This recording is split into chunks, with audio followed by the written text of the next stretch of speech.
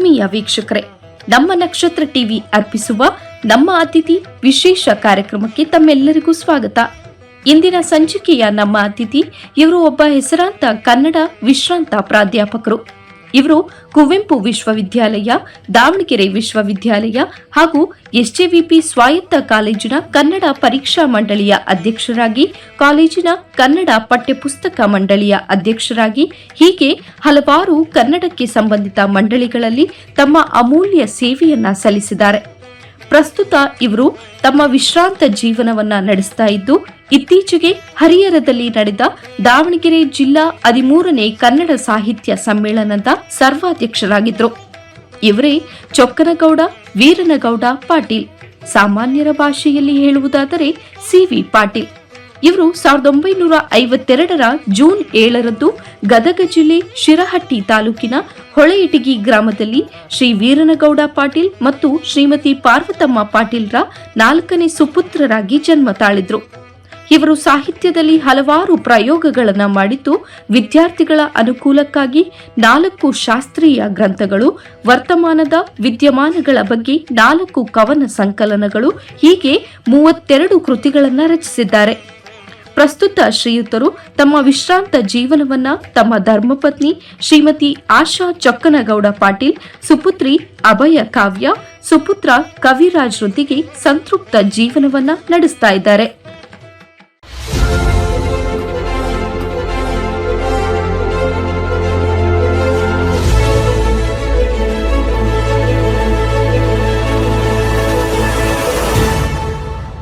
ಪ್ರಿಯ ವೀಕ್ಷಕರೇ, ನಮಸ್ಕಾರ. ನಮ್ಮ ಅತಿಥಿ ವಿಶೇಷ ಕಾರ್ಯಕ್ರಮಕ್ಕೆ ತಮ್ಮೆಲ್ಲರಿಗೂ ಸ್ವಾಗತ.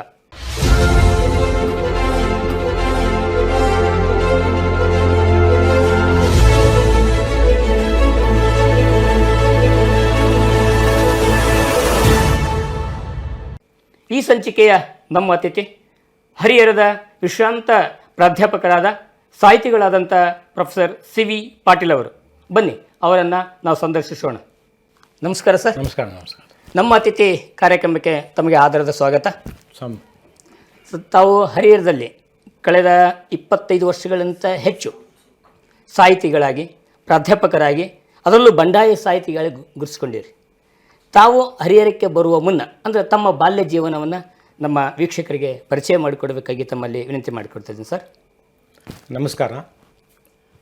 ಹರಿಹರದ ನಕ್ಷತ್ರ ಟಿ ವಿ ಬಳಗದ ಮುಖ್ಯಸ್ಥರಿಗೆ ಹಾಗೂ ಸಂದರ್ಶನಕಾರರಿಗೆ ಹಾಗೂ ಎಲ್ಲ ವರದಿಗಾರರಿಗೆ ನನ್ನ ಹೃದಯಪೂರ್ವಕವಾದಂಥ ವಂದನೆಗಳನ್ನು ತಿಳಿಸಿ, ಇವತ್ತು ಅತಿಥಿ ಕಾರ್ಯಕ್ರಮದಲ್ಲಿ ನನ್ನನ್ನು ಆಹ್ವಾನಿಸಿ ಕೆಲವು ವಿಚಾರಗಳನ್ನು ಪ್ರಚುರಪಡಿಸಲು ಆಹ್ವಾನಿಸಿದ್ದಕ್ಕೆ ನಿಮಗೆ ತುಂಬ ಹೃದಯದ ಧನ್ಯವಾದಗಳನ್ನು ಅರ್ಪಿಸ್ತಾ ಇದ್ದೇನೆ. ತಾವು ಕೇಳಿದ ಹಾಗೆ ನಾನು ಹರಿಹರಕ್ಕೆ ಬಂದದ್ದು 1976ನೇ ಇಸ್ವಿಯಲ್ಲಿ. ಹೀಗೆ ಸುಮಾರು 50 ವರ್ಷಗಳ ಅವಧಿಯಲ್ಲಿ ನಾನು ಹರಿಹರದ ನಿವಾಸಿಯಾಗಿ ಸ್ಥಳೀಯ ವಾಗೀಶ್ ಪಂಡಿತಾರಾಧ್ಯರ ಒಂದು ಪದವಿ ಕಾಲೇಜಿನಲ್ಲಿ ಕನ್ನಡ ಉಪನ್ಯಾಸಕನಾಗಿ, ಪ್ರವಚಕನಾಗಿ, ಪ್ರಾಧ್ಯಾಪಕನಾಗಿ ಕೆಲಸವನ್ನು ನಿರ್ವಹಿಸಿ ಈಗ ವಿಶ್ರಾಂತಿ ಜೀವನವನ್ನು ನಡೆಸ್ತಾ ಇದ್ದೇನೆ. ತಾವು ಕೇಳಿದ ಹಾಗೆ ನನ್ನ ಬಾಲ್ಯ ಜೀವನ, ನನ್ನ ಜನ್ಮಭೂಮಿ ಗದಗ ಜಿಲ್ಲೆಯ ಶಿರಹಟ್ಟಿ ತಾಲೂಕು ಹೊಳೆಹಿಟಿ ಅಂತಕ್ಕಂಥ ಒಂದು ಗ್ರಾಮ. ಆ ಗ್ರಾಮದಲ್ಲಿ ಒಂದು ಕಡು ಬಡ ಕುಟುಂಬದಲ್ಲಿ ಹುಟ್ಟಿ ಅಲ್ಲಿಯೇ ಪ್ರಾಥಮಿಕ ಶಿಕ್ಷಣವನ್ನು ಪೂರೈಸಿ, ನಮ್ಮ ಊರು ತುಂಬ ಚಿಕ್ಕ ಹಳ್ಳಿ ಆಗಿದ್ದರಿಂದ ಅಲ್ಲಿ ಪ್ರೌಢಶಿಕ್ಷಣದ ವ್ಯವಸ್ಥೆ ಆಗಲಿ, ಉನ್ನತ ಶಿಕ್ಷಣದ ವ್ಯವಸ್ಥೆ ಆಗಲಿ ಅಲ್ಲಿ ಇರಲಿಲ್ಲ.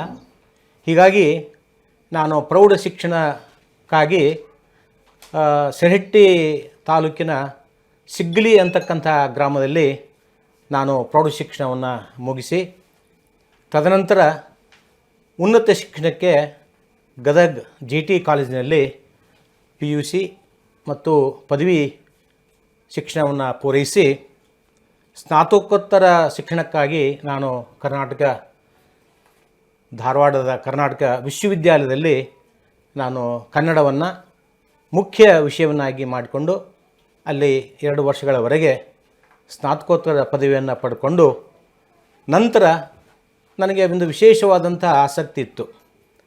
ಭಾಷೆಯ ಬಗ್ಗೆ, ಭಾಷೆಯ ಒಂದು ಏನು ಮಹತ್ವ ಮತ್ತು ಭಾಷೆಯ ಒಂದು ಹಿನ್ನೆಲೆಯನ್ನು ಕುರಿತು ಆಳವಾದ ಅಧ್ಯಯನ ಮಾಡಬೇಕು ಅಂಥೇಳಿ ನನಗೆ ಮೊದಲಿಂದಲೂ ಒಂದು ಆಸೆ ಇತ್ತು. ಆ ಆಸೆಯನ್ನು ಪೂರೈಸಲಿಕ್ಕೆ ಕರ್ನಾಟಕ ವಿಶ್ವವಿದ್ಯಾಲಯದಲ್ಲಿ ಡಿಪ್ಲೊಮಾ ಇನ್ ಲಿಂಗ್ವಿಸ್ಟಿಕ್ಸ್ ಅಂತಕ್ಕಂಥ ಒಂದು ಪದವಿಯನ್ನು ಸೇರಿಕೊಂಡು ಆ ಪದವಿಯನ್ನು ಪೂರೈಸಿ ನಾನು 1976ನೇ ಇಸ್ವಿಗೆ ಹರಿಹರಕ್ಕೆ ಪೂಜ್ಯ ಜಗದ್ಗುರುಗಳಾಗಿರ್ತಕ್ಕಂಥ ವಾಗೀಶ್ ಪಂಡಿತರಾಜರು ಸ್ಥಾಪಿಸಿದಂಥ SJVP ವಿದ್ಯಾಪೀಠದ ಮಹಾವಿದ್ಯಾಲಯದಲ್ಲಿ ಕನ್ನಡ ಪ್ರಾಧ್ಯಾಪಕನಾಗಿ ನಾನು ಸೇರಿಕೊಂಡು ಅಲ್ಲಿಂದ ಸುಮಾರು 2012ನೇ ಇಸ್ವಿವರೆಗೂ ನಿರಂತರವಾದ 35 ವರ್ಷಗಳವರೆಗೆ ಆ ಕಾಲೇಜಿನಲ್ಲಿ ಬೇರೆ ಬೇರೆ ಹುದ್ದೆಗಳಲ್ಲಿ ನಿರ್ವಹಿಸಿ ವಿಶ್ರಾಂತಿ ಜೀವನವನ್ನು ನಡೆಸ್ತಾ ಇದ್ದೇನೆ.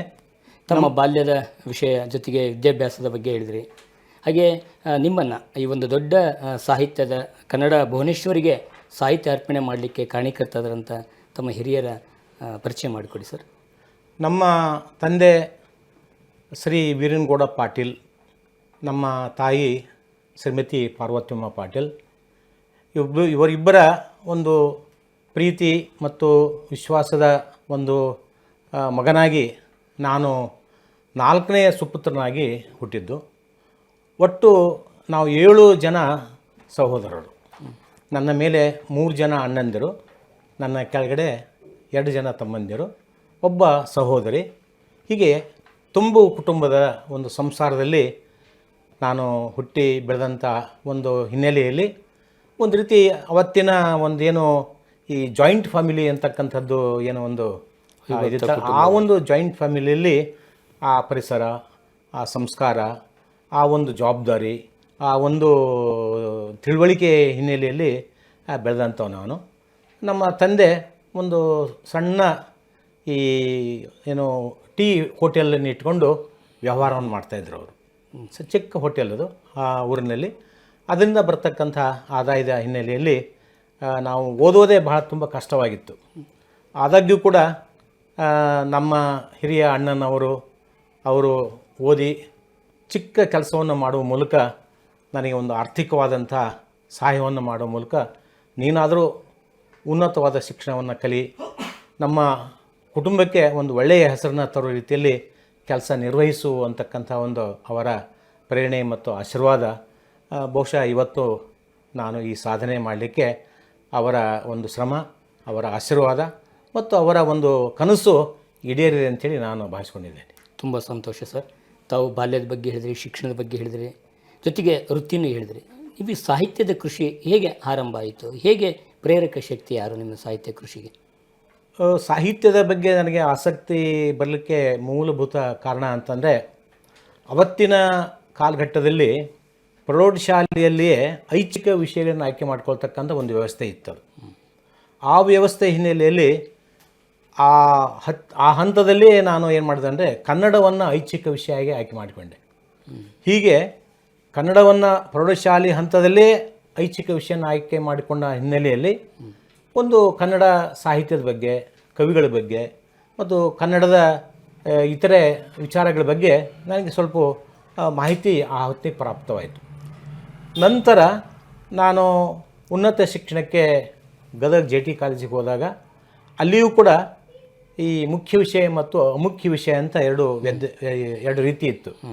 ಅದರಲ್ಲಿಯೂ ಕೂಡ ನಾನು ಮುಖ್ಯ ವಿಷಯವಾಗಿ ಮೇಜರ್ ಸಬ್ಜೆಕ್ಟ್ ಅಂಥೇಳಿ ಕನ್ನಡವನ್ನು ಆಯ್ಕೆ ಮಾಡಿಕೊಂಡು ಕನ್ನಡವನ್ನು ಅಧ್ಯಯನ ಮಾಡಲಿಕ್ಕೆ ತೊಡಗಿದೆ. ಆ ಹೊತ್ತಿನಲ್ಲಿ ನನಗೆ ಸಾಹಿತ್ಯದ ಬಗ್ಗೆ ಅಭಿರುಚಿಯನ್ನು, ಸಾಹಿತ್ಯದ ಬಗ್ಗೆ ಒಲವನ್ನು, ಸಾಹಿತ್ಯದ ಬಗ್ಗೆ ಪ್ರೀತಿಯನ್ನು ಬರಲಿಕ್ಕೆ ಕಾರಣ ಅಂದರೆ ಅವತ್ತು ನನ್ನ ವಿದ್ಯಾಗುರುವಾಗಿರ್ತಕ್ಕಂಥ ಡಾಕ್ಟರ್ V. ಶಿವಾನಂದ ಅಂಥೇಳಿ ಒಳ್ಳೆಯ ವಿದ್ವಾಂಸರು, ಶಾಸ್ತ್ರ ಪಂಡಿತರು, ಅವರು ಜೊತೆಗೆ ಇನ್ನೊಬ್ಬರು ಡಾಕ್ಟರ್ BB ಮಹೇಶ್ವಾಡಿ ಅಂಥೇಳಿ ಅವರು ಒಳ್ಳೆಯ ಕವಿಗಳು, ಅವರು ನನ್ನ ಅಧ್ಯಾಪಕರಾಗಿದ್ದರು. ಅವರಿಬ್ಬರ ಒಂದು ಪ್ರೇರಣೆ. ಸಾಮಾನ್ಯವಾಗಿ ಏನಾಗಿತ್ತು ಅಂದರೆ ಐಚ್ಛಿಕ ಕನ್ನಡ ವಿಷಯಗಳನ್ನ ಆಯ್ಕೆ ಮಾಡಿಕೊಳ್ತಕ್ಕಂಥ ವಿದ್ಯಾರ್ಥಿಗಳ ಸಂಖ್ಯೆ ಭಾಳ ಕಡಿಮೆ ಇರ್ತಿತ್ತು ಅದು. ಆ ಕಡಿಮೆ ಸಂಖ್ಯೆಯಲ್ಲಿ ನಾನು ಒಬ್ಬ ವ್ಯಕ್ತಿಯಾಗಿ ಅವರು ವಿಶೇಷವಾಗಿ ನನ್ನ ಬಗ್ಗೆ ಏನೋ ಒಂದು ಆಸಕ್ತಿಯನ್ನು ಇಟ್ಕೊಂಡು ನನಗೆ ಅವರು ಒಂದು ಹೆಚ್ಚಿನ ಸಮಯವನ್ನು ಕೊಡುವ ಮೂಲಕ ನನಗೆ ಒಂದು ಅನೇಕ ವಿಚಾರಗಳನ್ನ ಹೇಳ್ತಕ್ಕಂಥ ಒಂದು ಹಿನ್ನೆಲೆಯಲ್ಲಿ ಆ ಹೊತ್ತಿನಲ್ಲಿ ನನಗೆ ಸಾಹಿತ್ಯದ ಆಸಕ್ತಿ, ಸಾಹಿತ್ಯದ ಬಗ್ಗೆ ಒಲವು, ಸಾಹಿತ್ಯದ ಬಗ್ಗೆ ಒಂದು ವಿಶೇಷವಾದಂಥ ಗೌರವ. ಸಾಹಿತ್ಯ ಅಂತಕ್ಕಂಥದ್ದು ಕೇವಲ ಅದು ಏನೋ ಒಂದು ಬರವಣಿಗೆ ಕ್ರಮ ಅಲ್ಲ, ಅದರಲ್ಲಿ ಏನೋ ಒಂದು ಉದ್ದೇಶ ಇದೆ, ಅದರಲ್ಲಿ ಏನೋ ಒಂದು ಪ್ರಯೋಜನ ಇದೆ. ಆ ಪ್ರಯೋಜನ ಆಗಲಿಕ್ಕೆ ಈ ಸಾಹಿತ್ಯ ರಚನೆ ಆಗ್ತದೆ ಅಂತಕ್ಕಂಥ ಒಂದು ಪ್ರೇರಣೆ ಆ ಹೊತ್ತಿನಾಗ ಆಯ್ತು ನನಗೆ. ತಾವು ಅಧ್ಯಯನ ಮಾಡೋ ಜೊತೆಗೆ ಈ ಸಾಹಿತ್ಯದ ಒಲವು ಬೆಳೆಸ್ಕೊಂಡ್ರಿ. ಆ ಅಧ್ಯಯನ ಸಂದರ್ಭದಲ್ಲಿ ಸಾಹಿತ್ಯಿಕ ಕಾರ್ಯಕ್ರಮಗಳಲ್ಲಿ ಭಾಗವಹಿಸುವಂಥದ್ದು ಹೇಗಿತ್ತು? ಖಂಡಿತವಾಗಿ ಅಲ್ಲಿ ಅದು JT ಕಾಲೇಜ್ ಅಂತ ದೊಡ್ಡ ಮಹಾವಿದ್ಯಾಲಯ ಅದು. ಅಲ್ಲಿ ಪ್ರತಿ ಒಂದು ವಿಭಾಗದಲ್ಲಿ ಕೂಡ ಆಯಾ ವಿಭಾಗಕ್ಕೆ ಸಂಬಂಧಪಟ್ಟಂಥ ಅನೇಕ ಕಾರ್ಯಕ್ರಮಗಳು ನಡೀತಾಯಿದ್ವು. ಅಲ್ಲಿ ಕನ್ನಡ ಸಂಘ ಅಂತಕ್ಕಂಥ ಒಂದು ಇರ್ತಿತ್ತು.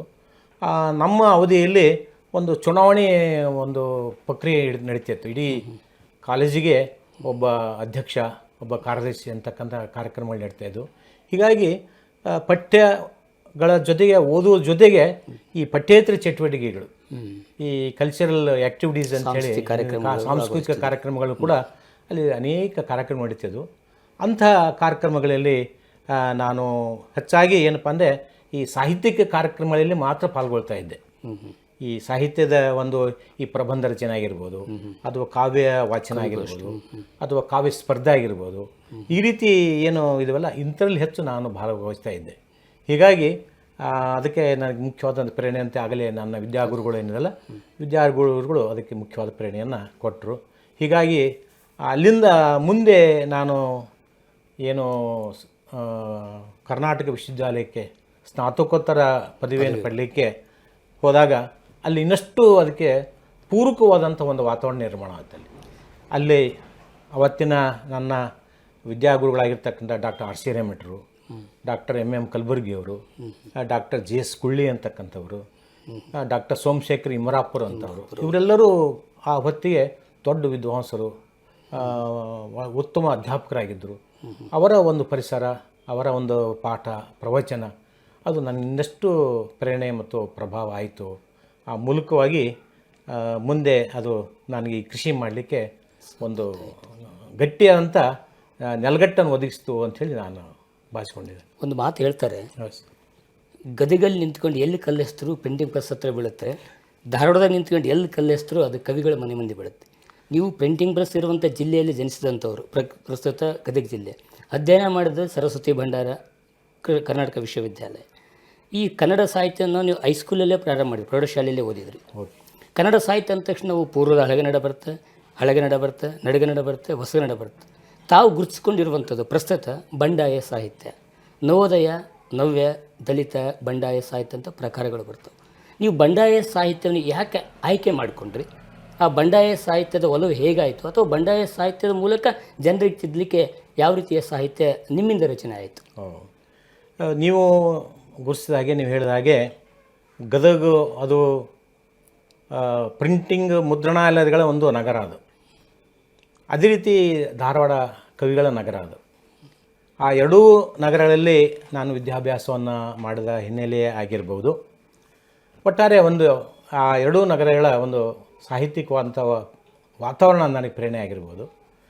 ಪ್ರೇರಣೆ ಆದಮೇಲೆ ನನ್ನ ಸ್ನಾತಕೋತ್ತರ ಪದವಿ ಮುಗಿಸಿಕೊಂಡು ನಾನು ಏನು ಒಂದು ನನ್ನ ವೃತ್ತಿ ಜೀವನ ಮಾಡಲಿಕ್ಕೆ ಹರಿಹರವನ್ನು ನಾನು ಆಯ್ಕೆ ಮಾಡಿಕೊಳ್ಳಿಕ್ಕೆ ಮೂಲ ಪ್ರೇರಣೆ ಆಶೀರ್ವಾದ ಯಾರು ಅಂದರೆ ಲಿಂಗೈಕ್ಯ ವಾಗೀಶ್ ಪಂಡಿತಾರ್ ಜಗದ್ಗುರುಗಳವರು, ಶ್ರೀಶೈಲ ಜಗದ್ಗುರುಗಳವರು. ಅವರನ್ನು ಬಂದು ನಾನು ದರ್ಶನ ಮಾಡಿ ಅವರ ಆಶೀರ್ವಾದವನ್ನು ಪಡಲಿಕ್ಕೆ ಬಂದಾಗ ಅವರು ಕೇಳಿದಂಥ ಒಂದು ಹಿನ್ನೆಲೆಯಲ್ಲಿ, ಏನು ಮಾಡ್ತಾಯಿದ್ದೀಯಾ ಈಗ? ಇಲ್ಲಿ ಬುದ್ಧಿ, ಈಗ ನನ್ನ ಸ್ನಾತಕೋತ್ತರ ಪದವಿ ಮುಗೀತು, ತಮ್ಮ ಆಶೀರ್ವಾದ ಬೇಕು ಅಂಥೇಳಿ ನಾನು ಇಲ್ಲಿ ಬಂದಿದ್ದೇನೆ, ತಮ್ಮ ಆಶೀರ್ವಾದ ಮಾಡಬೇಕು ಅಂದಾಗ, ನಮ್ಮ ಕಾಲೇಜಿದೆ, ಆ ಕಾಲೇಜಿನಲ್ಲಿ ಏನಾದರೂ ಜಾಗ ಇದ್ದರೆ ಕೇಳು, ಅಲ್ಲಿ ಕೆಲಸ ಮಾಡು ಅಂತಕ್ಕಂಥ ಒಂದು ಮಾತನ್ನು ಹೇಳಿದರು ಅವರು. ಆ ಮಾತೇ ಇವತ್ತು ನನಗೆ ಒಂದು ಉತ್ತಮವಾದಂಥ ಬದುಕನ್ನು ಕಟ್ಕೊಳ್ಳಿಕ್ಕೆ, ನನ್ನ ವೃತ್ತಿ ಜೀವನ ಮಾಡಲಿಕ್ಕೆ ಒಂದು ದಾರಿ ಆಯಿತು. ಈ ಸಂದರ್ಭದಲ್ಲಿ ಅವರನ್ನು ನಾನು ಪ್ರಮಾಣಪೂರ್ವಕವಾಗಿ ಸ್ಮರಣೆ ಮಾಡ್ಕೊಳ್ತಾ ಇದ್ದೇನೆ. ಸರ್, ಬಂಡಾಯ ಸಾಹಿತ್ಯದ ಬಗ್ಗೆ ಹೇಳ್ತಾ ಇದ್ವಿ. ಬಂಡಾಯ ಸಾಹಿತ್ಯ ಅಂದ ತಕ್ಷಣ ಒಂದು ರೀತಿ ನಾಸ್ತಿಕರು ಅನ್ನುವಂಥ ಹಿನ್ನೆಲೆ. ಅದು ಏನೇ ಇರಲಿ, ನೀವು ಬಂಡಾಯ ಸಾಹಿತ್ಯನ ಆಯ್ಕೆ ಮಾಡಿಕೊಳ್ಳೋಕ್ಕೆ ಪ್ರೇರಕ ಶಕ್ತಿ ಅಂತ ಹೇಳಿದಾಗ 2-3 ಹೆಸರು ಹೇಳಿದ್ರಿ. ಹಾಗಾದರೆ ಬಂಡಾಯ ಸಾಹಿತ್ಯದ ಮೂಲಕ ಕವಿಗಳಾದರೂ ಅಥವಾ ಸಾಮಾನ್ಯ ಕೃತಿಗಳ ಮೂಲಕ ತಾವು ಕವಿಗಳು ಗುರುಸ್ಕೊಂಡ್ರು? ಇಲ್ಲೇ ನೀವು ಒಂದು ಪ್ರಶ್ನೆಯನ್ನು ಕೇಳಿದ್ರಿ. ಬಂಡಾಯ ಅಂದರೆ ಈ ಒಂದು ಬಂಡಾಯ ಸಾಹಿತಿಗಳು, ಬಂಡಾಯದ ಲೇಖಕರು, ಬರಹಗಾರರು, ಜನರ ಮನಸ್ಸಿನಲ್ಲಿ ಒಂದು ಭಾವನೆ ಇದೆ, ಅವರು ನಾಸ್ತಿಕರು ಅಂತಕ್ಕಂಥ ಭಾವನೆ. ಬಹುಶಃ ಅದು ನನ್ನ ದೃಷ್ಟಿಯಲ್ಲಿ ತಪ್ಪು ಗ್ರಹಿಕೆ ಅಂತೇಳಿ ನಾನು ಭಾವಿಸ್ಕೊಳ್ತಾ ಇದ್ದೀನಿ. ಈ ನಾಸ್ತಿಕತೆಗೂ ಮತ್ತು ಬಂಡಾಯಕ್ಕೂ ಯಾವುದೇ ರೀತಿಯ ಸಂಬಂಧ ಇಲ್ಲ. ಬಂಡಾಯ ಅಂತಕ್ಕಂಥದ್ದು ಏನು ಅಂತಂದರೆ ಒಂದು ಸ್ಥಗಿತವಾದ ವ್ಯವಸ್ಥೆ, ಏನು ಒಂದು ಸ್ಥಗಿತವಾದ ವ್ಯವಸ್ಥೆಯಲ್ಲಿ ಏನು ಒಂದು ಅಸಮಾನತೆ ಇದೆಯಲ್ಲ, ಏನು ಒಂದು ಸ್ಥಗಿತತನ ಇದೆಯಲ್ಲ, ಅದನ್ನು ಚಲನಶೀಲಗೊಳಿಸಲಿಕ್ಕೆ ಒಂದು ಏನಪ್ಪ ಅಂದರೆ ಒಂದು ಮನೋಧರ್ಮ. ಅದು ಬಂಡಾಯ ಅಂತಕ್ಕಂಥದ್ದು ಒಂದು ಮನೋಧರ್ಮ ಅಂಥೇಳಿ ನಾವು ಮೊದಲಿಂದ ಹೇಳ್ತೇವೆ, ಇವತ್ತು ಹೇಳ್ತೇವೆ, ಅದು ಮುಂದಿನ ಎಲ್ಲ ಕಾಲಕ್ಕೂ ಕೂಡ ಅದೊಂದು ಮನೋಧರ್ಮ. ಅದು ಸಮಾಜ ತಿದ್ದುಪಡಿ ಮಾಡಿ ಒಳ್ಳೆ ದಾರಿ ತರಲಿ, ಸಮಾಜದಲ್ಲಿ ತಿದ್ದುಪಡಿ ಮಾಡೋದು, ಸಮಾಜದಲ್ಲಿರ್ತಕ್ಕಂಥ ಸ್ಥಗಿತವಾದಂಥ ಒಂದು ಮೌಲ್ಯಗಳಿವೆ, ಆ ಮೌಲ್ಯಗಳಿಗೆ ಒಂದು ಚಲನಶೀಲತೆಯನ್ನು ಕೊಡೋದು. ಆ ಒಂದು ದೃಷ್ಟಿಯಿಂದ ಬಂಡಾಯ ಅಂತಕ್ಕಂಥದ್ದು ಅದು ಇವತ್ತಿನ ಒಂದು ಮನೋಭಾವ ಅಲ್ಲ. ಅದು ಬಹುಶಃ ನಾವು ಇಡೀ ಕನ್ನಡ ಸಾಹಿತ್ಯ ಚರಿತ್ರೆಯನ್ನು ಓದಿದಾಗ, ಅಧ್ಯಯನ ಮಾಡಿಕೊಂಡಾಗ, ಪಂಪನಿಂದ ಹಿಡಿದು ಕೂಡ ಇವತ್ತಿನವರೆಗೂ ಕೂಡ ಆ ಬಂಡಾಯ ಮನೋಧರ್ಮ ನಮಗಲ್ಲಿ ಕಾಣ್ತಾ ಇದೆ. ಸಮಾಜವನ್ನು ಎಚ್ಚರಿಸುವಂಥ ಸಾಹಿತ್ಯವನ್ನು ನಾವು ಬಂಡಾಯ ಸಾಹಿತ್ಯ. ಒಂದು ಮಾತನ್ನು ಹೇಳಬೇಕಂದ್ರೆ, ಆದಿಕವಿ ಪಂಪ ಅವನು ಮೂಲತಃ ಒಬ್ಬ ಜೈನ. ಅವನು ಜೈನ. ಅವನು ಆತ ಬರೆದಂಥದ್ದು ಒಂದು ಮಹಾಭಾರತ, ಇನ್ನೊಂದು ಒಂದು ಲೌಕಿಕ ಕಾವ್ಯ ಅಂತೇಳಿ ಒಂದು ಕಾವ್ಯ. ಆದರೆ ಆತ ತನ್ನ ಒಂದು ಕಾವ್ಯದಲ್ಲಿ ಒಂದು ಮಾತು ಹೇಳ್ತಾ ಇದ್ದಾನೆ. ಏನು ಹೇಳ್ತಾ ಇದೆ ಅಂದರೆ, ಮನುಕುಲಂ ಅಂತಕ್ಕಂಥ ಏನು ಅದೆಯಲ್ಲ, ಆ ಒಂದು ಮಾತಲ್ಲ, ಆ ಮಾತು ಅದು ಏನು ಸೂಚಿಸ್ತಾ ಇದೆ ಅಂದರೆ, ಅದು ವಸುದೈವ ಕುಟುಂಬಕಂ ಅಂತಕ್ಕಂಥ ಅನ್ನೋದು. ಆಮೇಲೆ ಜಾತಿ ತಾನೊಂದೇ ಒಲಂ ಅಂತಕ್ಕಂಥ, ಜಾತಿ ತಾನೊಂದೇ ಒಲಂ. ಜಾತಿ ಅಂತಕ್ಕಂಥದ್ದು ಏನಿಲ್ಲ, ಮನುಷ್ಯ ಜಾತಿ ಅದು ಒಂದೇ ಜಾತಿ ಅಂತಕ್ಕಂಥ ಒಂದು ಮಾತಿಂದ ಅದು ದೊಡ್ಡ ಪ್ರಗತಿಪರವಾದಂಥ ಒಂದು ಧೋರಣೆ. ಅದು ಕುವೆಂಪು ಅವರ ವಿಶ್ವಮತ ಮನುಜಪಥ ಅನ್ನುವಂಥ ಹಿನ್ನೆಲೆಯಲ್ಲಿ ಹುಟ್ಟುಕೊಂಡಂಥದ್ದು ಪಂಪನ ಪ್ರೇರಣೆಯಿಂದ ವಿಶ್ವಧರ್ಮ. ಖಂಡಿತವಾಗಿ ಪಂಪನ ಪ್ರೇರಣೆ ಮೂಲಕವಾಗಿ ಕುವೆಂಪು ಅವರು ವಿಶ್ವಮತ ಮತ್ತು ಇನ್ನೊಂದು ಏನು ಹೇಳ್ತಂದ್ರೆ ಸರ್ವರಿಗೂ ಸಮಪಾಲು ಅಂತಕ್ಕಂಥ ಒಂದು ಮಾತು ಏನು ಕರೆ ಕೊಡ್ತಲ್ಲ, ಅದು ಪಂಪನ ಒಂದು ಪ್ರೇರಣೆ, ಪಂಪನ ಒಂದು ಪ್ರಭಾವವೇ ಕಾರಣ. 10ನೇ ಶತಮಾನದ ಕವಿಗಳಲ್ಲಿ ಬಂಡಾಯ ಸಾಹಿತ್ಯ ಇತ್ತು, ಒಳ್ಳೆಯದು. ಇತ್ತೀಚಿನ ಸಾಹಿತ್ಯದ ಮಧ್ಯಭಾಗದಲ್ಲಿ ಶರಣರು ಬರ್ತಾರೆ. ಒಳ್ಳೆ ಮಾತು. ಆ ಶಿವಶರಣರಲ್ಲಿ ಬಸವಣ್ಣ ಭಂಡಾರಿ ಅನ್ಸ್ಕೊಂಡ್ರೆ, ಅಲ್ಲಮ್ಮ ಪ್ರಭು ಕೂಡ ಒಂದು ರೀತಿ ಬಂಡಾಯ ಅಂದರೆ ವಿಡಂಬನ, ದ್ವಂದ್ವ. ಅಂದರೆ ಅವರ ವಚನಗಳು ಬೇಗ ಅರ್ಥ ಆಗ್ತಿರ್ಲಿಲ್ಲ. ಒಂದು ಕಡೆ ಅಲ್ಲಮ್ಮ ಪ್ರಭು ವಚನ ಬರುತ್ತೆ, ಮನಸ್ಸು ಬಸುರಿಯಾದೊಡೆ ಬಾಯಿಗೆ ಅರಿಯಾಗಿತ್ತು. ಅದು ನೋಡ್ತಾ ಇದ್ರೆ ದ್ವಂದ್ವ ಅನಿಸ್ತೈತೆ, ಅಥವಾ ವಿಡಂಬನೆ ಏನು ಬೇಗ ಅರ್ಥ ಆಗಲ್ಲ, ಅಥವಾ ಬೆಳಗಿನ ವಚನ ಮನಸ್ಸು ಬಯಸಿದ್ದನ್ನು ಬಾಯಿ ಕೇಳಿತು ಅನ್ನೋದನ್ನು.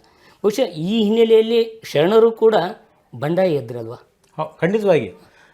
ಸಮಾಜ ತಿದ್ದಕ್ಕೋಸ್ಕರ, ಸಮಾಜ ಒಂದು ಹಂತಕ್ಕೆ ತರಕ್ಕೋಸ್ಕರ, ಅಸ್ಪೃಶ್ಯತೆ ನಿವಾರಣೆ ಮಾಡೋಕ್ಕೋಸ್ಕರ, ಅಥವಾ ಸರ್ವ ಸಮಾಜ ಸಮಾಜ ಕಟ್ಟಲಿಕ್ಕೋಸ್ಕರ ಅವರು ಬಂಡಾಯ ಎದ್ರು. ಖಂಡಿತವಾಗಿ ಅವಾಗೂ ಬಂಡಾಯ ಸಾಹಿತ್ಯ ಇತ್ತು. ಖಂಡಿತವಾಗಿ ಇದರಲ್ಲಿ ಎರಡು ಮಾತಿಲ್ಲ. ನಾವು ನಮ್ಮ ಬಂಡಾಯ ಸಾಹಿತ್ಯದ ಒಂದು ಪರಂಪರೆ ಚರಿತ್ರೆ ಗುರುತಿಸ್ಕೊಳ್ಳುವಾಗ ಪಂಪನಿಂದ ಹಿಡ್ಕೊಂಡು ನಾವು ಮತ್ತು 12ನೇ ಶತಮಾನದವರೆಗೆ ಏನು ಬಸವಣ್ಣವರ ಕಾಲಘಟ್ಟಕ್ಕೆ ಬರ್ತೀವಲ್ಲ, ಬಸವಣ್ಣ ಮತ್ತು ಬಸವಣ್ಣನ ಸಹಚರ್ಯರು ಎಲ್ಲ ವಚನಕಾರರು ಮಾಡಿದ್ದ ಒಂದು ಬಂಡಾಯ ಅಂತ. ಅವ್ರ ಮೂಲ ಧೋರಣೆ ಅಂತಂದರೆ, ಸಮಾಜದಲ್ಲಿ ಬದಲಾವಣೆ ಆಗಬೇಕು, ಸಮಾಜದಲ್ಲಿ ಜಾತಿ ವ್ಯವಸ್ಥೆ ನಿರ್ಮೂಲನೆ ಆಗಬೇಕು, ಲಿಂಗ ತಾರತಮ್ಯ ಹೋಗಬೇಕು, ಆಮೇಲೆ ಅಸ್ಪೃಶ್ಯತನ ಅಳಿಯಬೇಕು, ಆಮೇಲೆ ಶೋಷಣೆ ನಿಲ್ಲಬೇಕು, ಸರ್ವರಿಗೂ ಏನಪ್ಪ ಅಂದರೆ ಎಲ್ಲರೂ ಕೂಡ ಏನಪ್ಪ ಅಂದರೆ ಮನುಷ್ಯರು ಅನ್ನೋ ರೀತಿಯಲ್ಲಿ ಅವರು ವಚನಗಳ ಮೂಲಕವಾಗಿ ಏನೋ ಒಂದು ಸಾಹಿತ್ಯ ಸೃಷ್ಟಿ ಮೂಲಕವಾಗಿ ಮೂಲ ಉದ್ದೇಶವೇ ಸಾಹಿತ್ಯ ಸೃಷ್ಟಿ ಅಲ್ಲ. ಅದು ವಚನಕಾರರ ಮೂಲ ಉದ್ದೇಶವೇ ಏನಪ್ಪ ಅಂದರೆ ಸಮಾಜ ಸುಧಾರಣೆ, ಸಮಾಜ ಬದಲಾವಣೆ, ಸಮಾಜದಲ್ಲಿ ಸ್ವಾಸ್ಥ್ಯ ಆಗಬೇಕು, ಎಲ್ಲರೂ ಮನುಷ್ಯರು ಅಂತಕ್ಕಂಥ ಹಿನ್ನೆಲೆಯಲ್ಲಿ ಆಗಬೇಕು ಅನ್ನೋದೇ ಅವರ ಒಂದು ರಚನೆಯ ರಾಜಾಶ್ರಯದಿದ್ದಂಥ ಸಾಹಿತ್ಯವನ್ನು ಜನಸಾಮಾನ್ಯರಿಗೆ ತರ್ತಕ್ಕಂಥ ವಚನಕಾರರು ಶ್ರಮಪಟ್ಟು. ಹೌದು, ಕನ್ನಡಕ್ಕೆ ಒಂದು ದೊಡ್ಡ ಅಸ್ತಿತ್ವವನ್ನು ಮತ್ತು ಕನ್ನಡಕ್ಕೆ ಒಂದು ವಿಶ್ವಮಾನ್ಯತೆಯನ್ನು ತಂದು ಕೊಡ್ತಕ್ಕಂಥ ಪ್ರಯತ್ನ ಮಾಡಿದವರು ಅಂದರೆ ವಚನಕಾರರು, ಶರಣರು. ಈ ಕನ್ನಡ ಸಾಹಿತ್ಯಕ್ಕೆ ಎರಡು ಕಣ್ಣು, ಒಂದು ದಾಸ ಸಾಹಿತ್ಯ, ಮತ್ತೊಂದು ಶರಣ ಸಾಹಿತ್ಯ ಅಂತೀವಿ. ದಾಸ ಸಾಹಿತ್ಯದಲ್ಲಿ ಕುಲವೆಂದು ಹೊಡೆದಾಡುವಂಥ ಕನಕದಾಸರ ಆ ಕೀರ್ತನೆ ಕೂಡ ಅದು ಸಮಾನತೆಗೆ ತಂದು ಕೊಡುವಂಥದ್ದು. ಇಲ್ಲಿ ಶರಣರಿಗೂ ಮತ್ತು ದಾಸರಿಗೂ ಒಂದು ವ್ಯತ್ಯಾಸ. ಇಬ್ಬರು ನೀವು ಹೇಳಿದ ಹಾಗೆ ಒಂದೇ ಕಣ್ಣುಗಳು, ಎರಡೂ ಕಣ್ಣುಗಳು ನೋಡ್ತಕ್ಕಂಥ ದೃಷ್ಟಿ ಏನಪ್ಪ ಅಂದರೆ ಸಮಾಜದ ಬದಲಾವಣೆಯನ್ನು. ಆದರೆ ಆ ದೃಷ್ಟಿಯಲ್ಲಿ ಒಂದು ಮಾರ್ಗ ಬದಲಾವಣೆ ಆಗಿದೆ. ಈಗ ಕನಕದಾಸನ ಬಿಟ್ಟರೆ ಪುರಂದಾಸರು, ವಾದ್ಯರಾಜರು, ಇನ್ನೂ ಅನೇಕ ದಾಸರು ಬರ್ತಾರೆ. ಆ ಎಲ್ಲ ದಾಸರು ಏನು ಮಾಡೋದು ಅಂತಂದರೆ ಒಂದು ಆಧ್ಯಾತ್ಮಿಕತೆಯನ್ನು ತಮ್ಮ ಅಭಿವ್ಯಕ್ತಿಗೆ ಬಳಸ್ಕೊಂಡ್ರು ಅವರು. ಆ ಆಧ್ಯಾತ್ಮಿಕತೆಯಲ್ಲಿ ಹೆಚ್ಚು ಪ್ರಸ್ತುತ ಆಯಿತು ಅವರಿಗೆ, ಉಳಿದ ಯಾರಿಗೆ ದಾಸರಿಗೆ. ಆದರೆ ಕನಕದಾಸರು ಅದನ್ನು ಸಾಮಾಜೀಕರಣಗೊಳಿಸಿದ್ರು ಅವರು. ಆ ಆಧ್ಯಾತ್ಮಿಕವನ್ನು ಸಾಮಾಜೀಕರಣಗೊಳಿಸಿದ ಮೂಲಕವಾಗಿ ಕುಲವೆಂದು ಏಕೆ ಹೊಡೆದಾಡ್ತೀರಿ, ನಿಮ್ಮ ಕುಲದ ನೆಲೆ ಏನಾದರೂ ಬಲ್ಲಿರಾ ಅಂತಕ್ಕಂಥ ಒಂದು ಪ್ರಶ್ನೆ ಮಾಡುವ ಮೂಲಕವಾಗಿ ಅವರು ಕುಲದ ಒಂದು ಮೂಲವನ್ನು ಅವರು ಸಮಾಜಕ್ಕೆ ಎತ್ತಿ ತೋರಿಸಿದರು. ಹೀಗಾಗಿ ವಚನಕಾರರು ಮಾಡಿದ್ದು ಮತ್ತು ದಾಸರು ಮಾಡಿದ್ದು ಅವೆರಡೂ ಬೇರೆ ಬೇರೆ ಅಲ್ಲ. ಅವೆರಡರ ಮೂಲ ಗುರಿ ಮತ್ತು ಉದ್ದೇಶ ಮತ್ತು ಅದರ ಪ್ರತಿಫಲ ಒಂದೇ ಅನ್ನೋ ರೀತಿ. ಪ್ರಿಯ ವೀಕ್ಷಕರೇ, ನಮ್ಮ ಅತಿಥಿ ಕಾರ್ಯಕ್ರಮಕ್ಕೆ ಒಂದು ಚಿಕ್ಕ ವಿರಾಮ ತೆಗೆದುಕೊಳ್ಳೋಣ.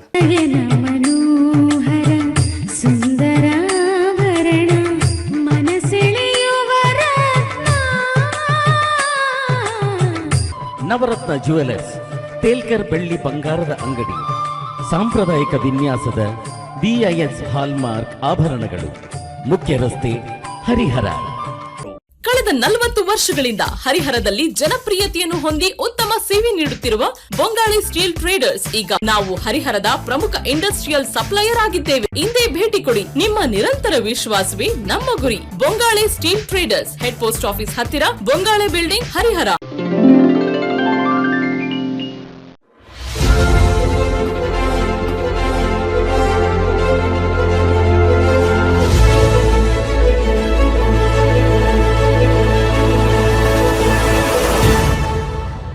ಪ್ರಿಯ ವೀಕ್ಷಕರೇ, ವಿರಾಮದ ನಂತರ ನಮ್ಮ ಅತಿಥಿ ಕಾರ್ಯಕ್ರಮಕ್ಕೆ ತಮಗೆಲ್ಲ ಸ್ವಾಗತ. ಸರ್, ತಾವು ಸಾಹಿತ್ಯದ ಬಗ್ಗೆ ಮಾತಾಡ್ತಿದ್ದೀವಿ. ಕನಕದಾಸರು ಅಥವಾ ದಾಸ ಪರಂಪರೆ, ಶರಣ ಸಾಹಿತ್ಯ, ಈ ನೆಲೆಗಟ್ಟಿನಲ್ಲಿ ಅಂದರೆ ಒಟ್ಟಾರೆಗೆ ಪಂಪನಿಂದ ಕುವೆಂಪುನವರೆಗೂ ಅಥವಾ ಚಂಪನವರೆಗೂ ತಾವು ಭಾಳಷ್ಟು ಅಧ್ಯಯನ ಮಾಡಿ ನಿಮ್ಮಿಂದ ಸಾಹಿತ್ಯ ಕೃಷಿಯಾಗಿದೆ ಅಥವಾ ತಾಯಿ ಭುವನೇಶ್ವರಿಗೆ ತಾವು ಅರ್ಪಣೆ ಮಾಡಿದರೆ ಯಾವ್ಯಾವ ಕೃತಿಗಳು ನಮ್ಮ ನಾಡಿಗೆ ತಮ್ಮ ಕೊಡುಗೆಯಾಗಿ ಬಂದಿವೆ ನಮ್ಮ ವೀಕ್ಷಕರಿಗೆ ತಿಳಿಸ್ಕೊಡಿ ಸರ್. ನನ್ನ ಕೃತಿಗಳ ಬಗ್ಗೆ ಒಂದಿಷ್ಟು ಸಂಕ್ಷಿಪ್ತವಾದ ಪರಿಚಯವನ್ನು ಹೇಳಬೇಕಂದ್ರೆ, ಇಲ್ಲಿವರೆಗೆ ನನ್ನಿಂದ ರಚನೆಯಾದಂಥ ಕೃತಿಗಳ ಸಂಖ್ಯೆ 32 ಕೃತಿಗಳು ಪ್ರಕಟ ಆಗಿವೆ. ಬಹುಶಃ ಸಾಹಿತ್ಯದ ಎಲ್ಲ ಪ್ರಕಾರಗಳಲ್ಲಿಯೂ ಕೂಡ ಕಾದಂಬರಿಯನ್ನು ಬಿಟ್ಟು ಸಾಹಿತ್ಯದ ಎಲ್ಲ ಪ್ರಕಾರಗಳಲ್ಲೂ ಕೂಡ ನಾನು 1 ಅಥವಾ 2 ಕೃತಿಗಳನ್ನು ರಚನೆ ಮಾಡಿದ್ದೇನೆ. ಕಾವ್ಯ, ನಾಟಕ, ಪ್ರಬಂಧ, ವಿಮರ್ಶೆ, ಹೀಗೆ ಬೇರೆ ಬೇರೆ ಪ್ರಕಾರಗಳಲ್ಲಿ ಕೂಡ ಕೃಷಿಯನ್ನು ರಚನೆ ಮಾಡಿದ್ದೇನೆ. ಅದರಲ್ಲಿ ಕೂಡ ಮುಖ್ಯವಾಗಿ ನನಗೆ ಈ ಶಾಸ್ತ್ರ ಸಾಹಿತ್ಯದ ಬಗ್ಗೆ ವಿಶೇಷವಾದಂಥ ಒಲವು. ಇದಕ್ಕೆ ಕಾರಣ ಏನು ಅಂತಂದರೆ, ಈ ಕಾಲೇಜಿನಲ್ಲಿ ಪಾಠವನ್ನು ಮಾಡುವ ಸಂದರ್ಭದಲ್ಲಿ ಈ ಶಾಸ್ತ್ರಕ್ಕೆ ಸಂಬಂಧಪಟ್ಟಂಥ ಈ ವ್ಯಾಕರಣ, ಛಂದಸ್ಸು ಇವೆಲ್ಲ ಪಠ್ಯಗಳಾಗ್ತಿದ್ದು, ಅವುಗಳನ್ನು ನಾನು ವಿಶೇಷವಾಗಿ ಆಸಕ್ತಿಯಿಂದ ಅವನ್ನು ಆಯ್ಕೆ ಮಾಡಿಕೊಂಡು ಅಧ್ಯಯನ ಮಾಡ್ತಾಯಿದ್ದೆ. ಆ ಅಧ್ಯಯನ ಮತ್ತು ಅಧ್ಯಾಪನದ ಒಂದು ದೃಷ್ಟಿಯಿಂದ ನಾನು ಕೂಡ ಮಕ್ಕಳಿಗೆ ಸರಳವಾಗಿ ಮತ್ತು ಸುಲಭವಾಗಿ ಅರ್ಥವಾಗುವ ಹಾಗೆ ಯಾಕೆ ಗ್ರಂಥಗಳನ್ನು ರಚನೆ ಮಾಡಬಾರ್ದು ಅಂತಕ್ಕಂಥ ಒಂದು ಪ್ರೇರಣೆ ಬಂತು. ಆ ಪ್ರೇರಣೆಯಿಂದ ನಾನೀಗಾಗಲೇ ಕನ್ನಡ ಸರಳ ವ್ಯಾಕರಣ, ಕನ್ನಡ ಛಂದಸ್ಶಾಸ್ತ್ರ, ಕನ್ನಡ ಭಾಷಾಶಾಸ್ತ್ರ, ಹೀಗೆ ಈ ಸರಳ ಕಾವ್ಯಮೀಮಾಂಸೆ, ಈ ರೀತಿ 4 ಶಾಸ್ತ್ರೀಯ ಗ್ರಂಥಗಳನ್ನು ತುಂಬ ದೀರ್ಘವಾಗಿ ಅಲ್ಲ, ತುಂಬ ಆಳವಾಗಿ ಅಲ್ಲ, ಓದುವ ಮಕ್ಕಳಿಗೆ, ಅದರಲ್ಲಿಯೂ ಕೂಡ ಮುಖ್ಯವಾಗಿ ಸ್ನಾತಕ ಮತ್ತು ಸ್ನಾತಕೋತ್ತರ ವಿದ್ಯಾರ್ಥಿಗಳಿಗೆ ಪರೀಕ್ಷೆಯ ದೃಷ್ಟಿಯಿಂದ ಅನುಕೂಲವಾಗಲಿ ಅನ್ನೋ ದೃಷ್ಟಿಯಿಂದ ಅದನ್ನು ತುಂಬ ದೀರ್ಘ, ತುಂಬ ಸಂಕ್ಷಿಪ್ತವಲ್ಲದ ರೀತಿಯಲ್ಲಿ ಈ 4 ಶಾಸ್ತ್ರ ಗ್ರಂಥಗಳನ್ನು ನಾನು ರಚನೆ ಮಾಡಿದ್ದೇನೆ. ಮೂಲತಃ ನಾನೊಬ್ಬ ಕಾವ್ಯ ಓದುಗ. ನಾನು ಕಾವ್ಯ ಅಂದರೆ ನನಗೆ ವಿಶೇಷವಾದಂಥ ಒಲವು, ಭಾಳ ಪ್ರೀತಿ, ಏನೋ ಅದ್ರ ಬಗ್ಗೆ ಒಂದು ವಿಶೇಷವಾದಂಥ ಒಂದು ಆಸಕ್ತಿ ಇದೆ.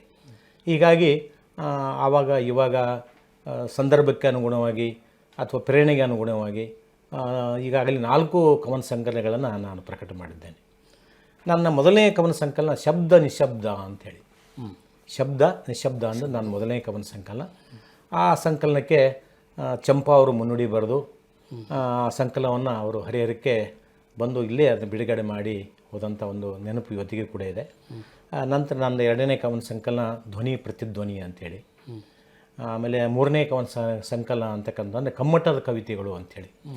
ಈ ಕಮ್ಮಟದ ಕವಿತೆಗಳ ವಿಶೇಷ ಏನಂತಂದರೆ ಅವತ್ತು ಕನ್ನಡ ಸಾಹಿತ್ಯ ಅಕಾಡೆಮಿ ಅವತ್ತು ಡಾಕ್ಟರ್ ಹಮಾನಾಯಕರು ಅದರ ಅಧ್ಯಕ್ಷ ಆಗಿದ್ದರು. ಅವರು ಈ ಕಾವ್ಯವನ್ನು ಕಟ್ಟುವ ಬಗೆ, ಕಾವ್ಯವನ್ನು ರಚನೆ ಮಾಡುವ ಬಗೆ, ಕಾವ್ಯದ ಎಲ್ಲ ಪರಿಕರಗಳು ಕಾವ್ಯ ಕವಿಗಳಿಗೆ ಗೊತ್ತಾಗಬೇಕು ಅನ್ನೋ ದೃಷ್ಟಿಯಿಂದ ಒಂದು ಕಮ್ಮಟವನ್ನು ರಚನೆ ಮಾಡಿದ್ದರು ಅವರು. 10 ದಿನಗಳವರೆಗೆ ಒಂದು ಕಮ್ಮಟ, ಅದು ಬೆಂಗಳೂರಿನಲ್ಲಿ. ರಾಜ್ಯದ ಪ್ರತಿ ಜಿಲ್ಲೆಯಿಂದ 2-2, 3-3 ಆಸಕ್ತ ಕವಿಗಳನ್ನು ಆಯ್ಕೆ ಮಾಡಿಕೊಂಡಿದ್ದರು. ನಾನು ಅವತ್ತಿನ ಚಿತ್ರದುರ್ಗ ಜಿಲ್ಲೆಯ ಪ್ರತಿನಿಧಿಯಾಗಿ ಆ ಕಮ್ಮಟದಲ್ಲಿ ಭಾಗವಹಿಸಿದ್ದೆ. ಅಲ್ಲಿ ಸುಮಾರು 30 ಜನ ನಾವು ಶಿಬಿರಾರ್ಥಿಗಳಿದ್ವಿ. ಆ ಶಿಬಿರಾರ್ಥಿಗಳು 10 ದಿನಗಳವರೆಗೆ ನಮ್ಮ ಒಡನಾಟ, ನಮ್ಮ ಸ್ನೇಹ, ಪ್ರೀತಿ, ನಮ್ಮ ಅಭಿವ್ಯಕ್ತಿಗಳನ್ನ ಹಂಚಿಕೊಳ್ಳೋದು, ತಿದ್ದುಪಡಿ ಮಾಡಿಕೊಳ್ಳೋದು, ಈ ರೀತಿ ಎಲ್ಲ ಆಗ್ತಾಯಿತ್ತು. ಇದನ್ನು ಸೂಕ್ಷ್ಮವಾಗಿ ಗಮನಿಸಿದಂಥ ಹಮಾನಾಯಕರು ಕೊನೆಯ ದಿನ ಒಂದು ನನಗೆ ಜವಾಬ್ದಾರಿಯನ್ನು ವಹಿಸಿದರು. ಅವರು, ಪಾಟೀಲ್ರೇ, 10 ದಿನಗಳವರೆಗೆ ಇಲ್ಲಿ ನೀವು ಭಾಗವಹಿಸಿದ್ದಲ್ಲ, ಈ ಎಲ್ಲ ಶಿಬಿರಾರ್ಥಿಗಳಿಂದ ಒಂದೊಂದು ಉತ್ತಮದ ಕವನವನ್ನು ಆಯ್ಕೆ ಮಾಡಿಕೊಂಡು ಒಂದು ಸಂಕಲನವನ್ನು ನೀವು ಪ್ರಕಟ ಮಾಡಿರಿ, ಅದಕ್ಕೆ ಅಕಾಡೆಮಿ ನಿಮ್ಗೆ ಒಂದು ಪ್ರೋತ್ಸಾಹ ಕೊಡ್ತದೆ ಅಂತಕ್ಕಂಥ ಒಂದು ಮಾತನ್ನು ಹೇಳಿದರು. ಆ ಮಾತು ನನಗೆ ಭಾಳ ಖುಷಿಯಾಯಿತು. ಆ ದಿಶೆಯಲ್ಲಿ ಕೆಲಸ ಮಾಡಿದೆ. ಕಮ್ಮಟದ ಕವಿತೆಗಳು ಅಂಥೇಳಿ ಒಂದು ಸಂಕಲನ ಕೂಡ ಬಂತು. ಅದಕ್ಕೆ ಹಮಾನಾಯಕರು ಕೂಡ ಮುನ್ನುಡಿ ಬರೆದು ಪ್ರೋತ್ಸಾಹ ಮಾಡಿದ್ದಾರೆ. ಭಾಳ ಇದು ವಿಶೇಷವಾದಂಥ ಒಂದು ಕಾರ್ಯಕ್ರಮ ಮತ್ತು ಕೃತಿ ಅನ್ನೋ ರೀತಿಯಲ್ಲಿ ಪ್ರೋತ್ಸಾಹ ಮಾಡಿದ್ದಾರೆ. ಆಮೇಲೆ ಇತ್ತೀಚೆಗೆ ಒಂದು ಪ್ರಕಟವಾದ ಕವನ ಸಂಕಲನ ಅಂದರೆ ಬಯಕೆ ಬುತ್ತಿ ಬಾಯಿ ಬಿಚ್ಚಿ ಅಂಥೇಳಿ, ಬಯಕೆ ಬುತ್ತಿ ಬಾಯಿ ಬಿಚ್ಚಿ ಅಂತಕ್ಕಂಥ ಒಂದು ಇತ್ತೀಚೆಗೆ ಪ್ರಕಟವಾದ ಕವನ ಸಂಕಲನ. ಏನು ಇತ್ತೀಚಿನ ಒಂದು ನಮ್ಮ ಏನು ವರ್ತಮಾನದ ಎಲ್ಲ ವಿದ್ಯಮಾನಗಳು, ಸಮಸ್ಯೆಗಳು, ಸಂಕಷ್ಟಗಳು, ಸಂತೋಷಗಳು, ಸವಾಲುಗಳು, ಇವೆಲ್ಲ ಜಾತಿ, ಧರ್ಮ, ತಾರತಮ್ಯ, ಇವೆಲ್ಲ ಹಿನ್ನೆಲೆಯಲ್ಲಿ ಏನು ನಮ್ಮನ್ನು ಕಾಡ್ತಕ್ಕಂಥ ಪ್ರಚಲಿತ ವ್ಯವಸ್ಥೆಯ ಒಂದು ಇವೆಯಲ್ಲ, ಅವುಗಳನ್ನು ಕುರಿತು ಬರೆದಂಥ ಒಂದು ಸಂಕಲನ ಅದು. ಆ ಸಂಕಲನ ಇತ್ತೀಚೆಗೆ ಪ್ರಕಟ ಆಯಿತು. ಅದು ಹೀಗೆ 4 ಕವನ ಸಂಕಲನಗಳು ನಾನು ಪ್ರಕಟ ಮಾಡಿದ್ದೇನೆ.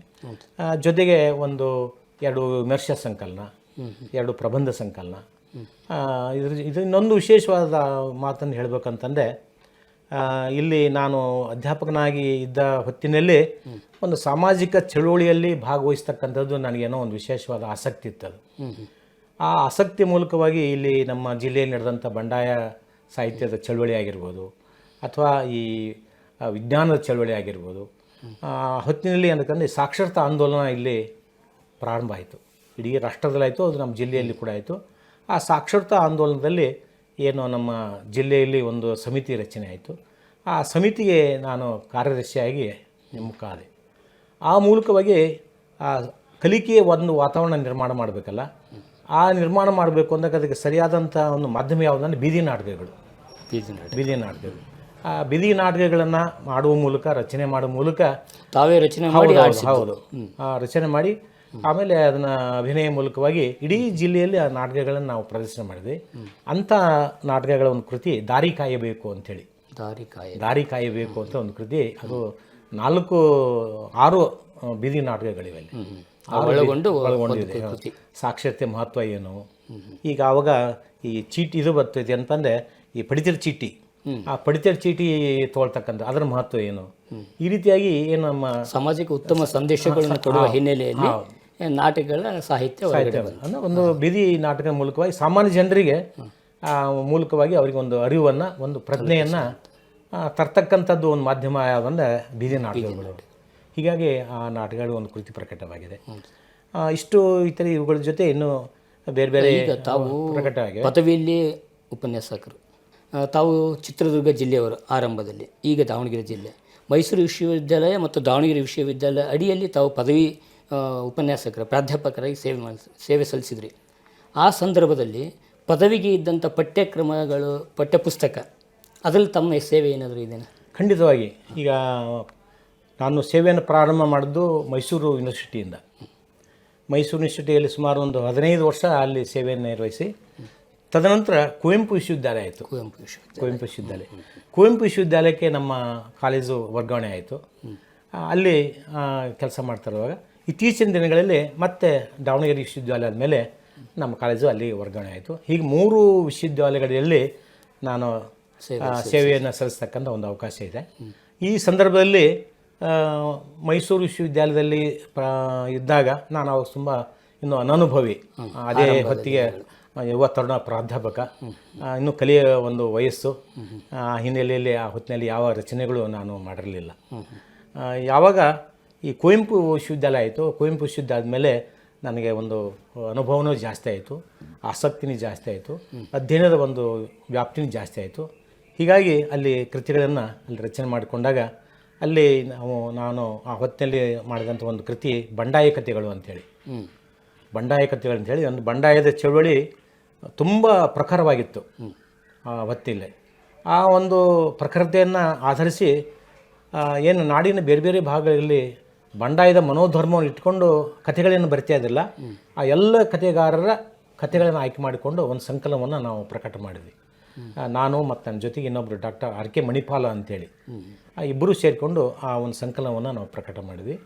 ಆ ಸಂಕಲನ ಇಷ್ಟು ಪ್ರಸಿದ್ಧ ಮತ್ತು ಇಷ್ಟು ಜನಪ್ರಿಯ ಮತ್ತು ಇಷ್ಟು ಬೇಡಿಕೆ ಆಯ್ತಲ್ಲ, ಅಷ್ಟು ಒಳ್ಳೆ, ಯಾಕಂದರೆ ಅದು ಮೊಟ್ಟ ಮೊದಲನೇ ಒಂದು ಪ್ರಯತ್ನ. ಆ ಪ್ರಯತ್ನ ಒಳ್ಳೆ ನಮಗೆ ಪ್ರತಿಫಲನ ಸಿಕ್ತು.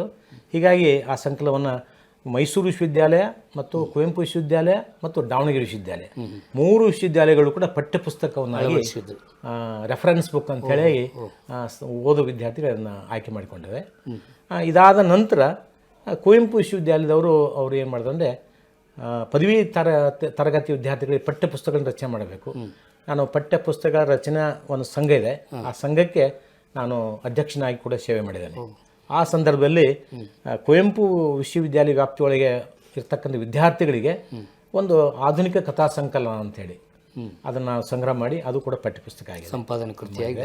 ಆಮೇಲೆ ಇನ್ನೊಂದು ಭಾಳ ವಿಶೇಷವಾಗಿರ್ತಕ್ಕಂಥದ್ದು ಏನಂತಂದರೆ, ಭಾಳ ನನಗೆ ಹೆಮ್ಮೆ ವಿಷಯ ಅದು, ನಾನು ಬರೆದಂಥ ಏನು ಕನ್ನಡ ಛಂದಶಾಸ್ತ್ರ ಪರಿಚಯ ಇದೆಯಲ್ಲ, ಅದು ಇಡೀ ಕರ್ನಾಟಕದ ಎಲ್ಲ ವಿಶ್ವವಿದ್ಯಾಲಯಗಳಲ್ಲಿ ಪಠ್ಯಪುಸ್ತಕ ಆಗಿದೆ. ಛಂದಶಾಸ್ತ್ರ ಅಂತ. ಯಾಕಂದರೆ ಅದು ಆ ಮಕ್ಕಳಿಗೆ ಎಷ್ಟು ಬೇಕೋ ಅಷ್ಟು, ಹೆಚ್ಚು ಅಲ್ಲ ಕಡಿಮೆ ಅಲ್ಲ, ಬುತ್ತಿ ಹಸಿವನ್ನು ನಿಂಗಿಸ್ಲಿಕ್ಕೆ ಎಷ್ಟು ಬೇಕೋ ಅಷ್ಟು ಪ್ರಮಾಣದಲ್ಲಿ. ಕೃತಿ ಹೆಸರು ಏನು ಮಾಡಿದ್ವಿ? ಕನ್ನಡ ಛಂದಶಾಸ್ತ್ರ ಪರಿಚಯ ಅಂತೇಳಿ ಪದವಿ ವಿದ್ಯಾರ್ಥಿಗಳಿಗೆ. ಅದು ಸುಮಾರು ಒಂದು 6 ಮುದ್ರಣ ಕಾಣುತ್ತೆ. ಅದು 6 ಮುದ್ರಣ ಅದು.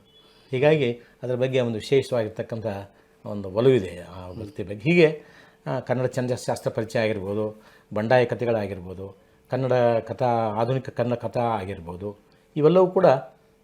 ಜೊತೆಗೆ ಇನ್ನೊಂದು ಏನಂತಂದರೆ, ಈ ಕುವೆಂಪು ವಿಶ್ವವಿದ್ಯಾಲಯದವರು ನನ್ನಿಂದ ಪದವಿ ವಿದ್ಯಾರ್ಥಿಗಳಿಗೆ ಒಂದು ಹಳೆಗನ್ನಡ ಕಾವ್ಯದ ಸಂಗ್ರಹ ನೀವು ಮಾಡಿಕೊಡ್ಬೇಕು. ಯಶೋಧರಿ ಚರಿತ್ರೆ, ಜನನ ಯಶೋಧರಿ ಚರಿತ್ರೆ. ಆ ಜನನ ಯಶೋಧರಿ ಚರಿತ್ರೆಯನ್ನು ನಾನು ಸಂಗ್ರಹ ಮಾಡಿ ಅದನ್ನು ಕುವೆಂಪು ವಿಶ್ವವಿದ್ಯಾಲಯ ಪ್ರಕಟ ಮಾಡಿದೆ, ಪ್ರಸಾರಂಗ. ಅದು ಕೂಡ ಪಠ್ಯಪುಸ್ತಕ ಆಗಿದೆ.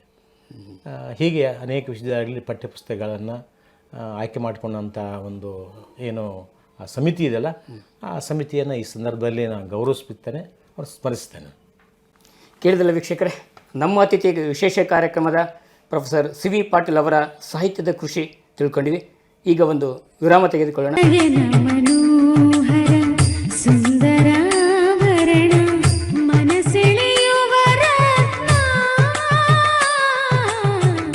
ನವರತ್ನ ಜ್ಯುವೆಲರ್ಸ್, ತೇಲ್ಕರ್ ಬೆಳ್ಳಿ ಬಂಗಾರದ ಅಂಗಡಿ, ಸಾಂಪ್ರದಾಯಿಕ ವಿನ್ಯಾಸದ BIS ಹಾಲ್ಮಾರ್ಕ್ ಆಭರಣಗಳು, ಮುಖ್ಯ ರಸ್ತೆ, ಹರಿಹರ.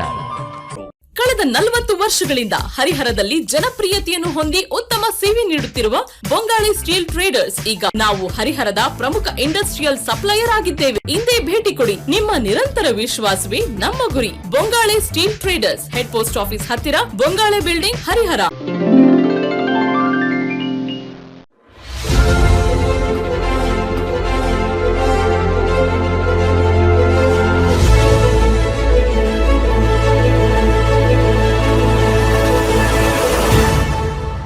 ಪ್ರಿಯ ವೀಕ್ಷಕರೇ, ವಿರಾಮದ ನಂತರ ನಮ್ಮ ಅತಿಥಿ ಕಾರ್ಯಕ್ರಮಕ್ಕೆ ಸ್ವಾಗತ.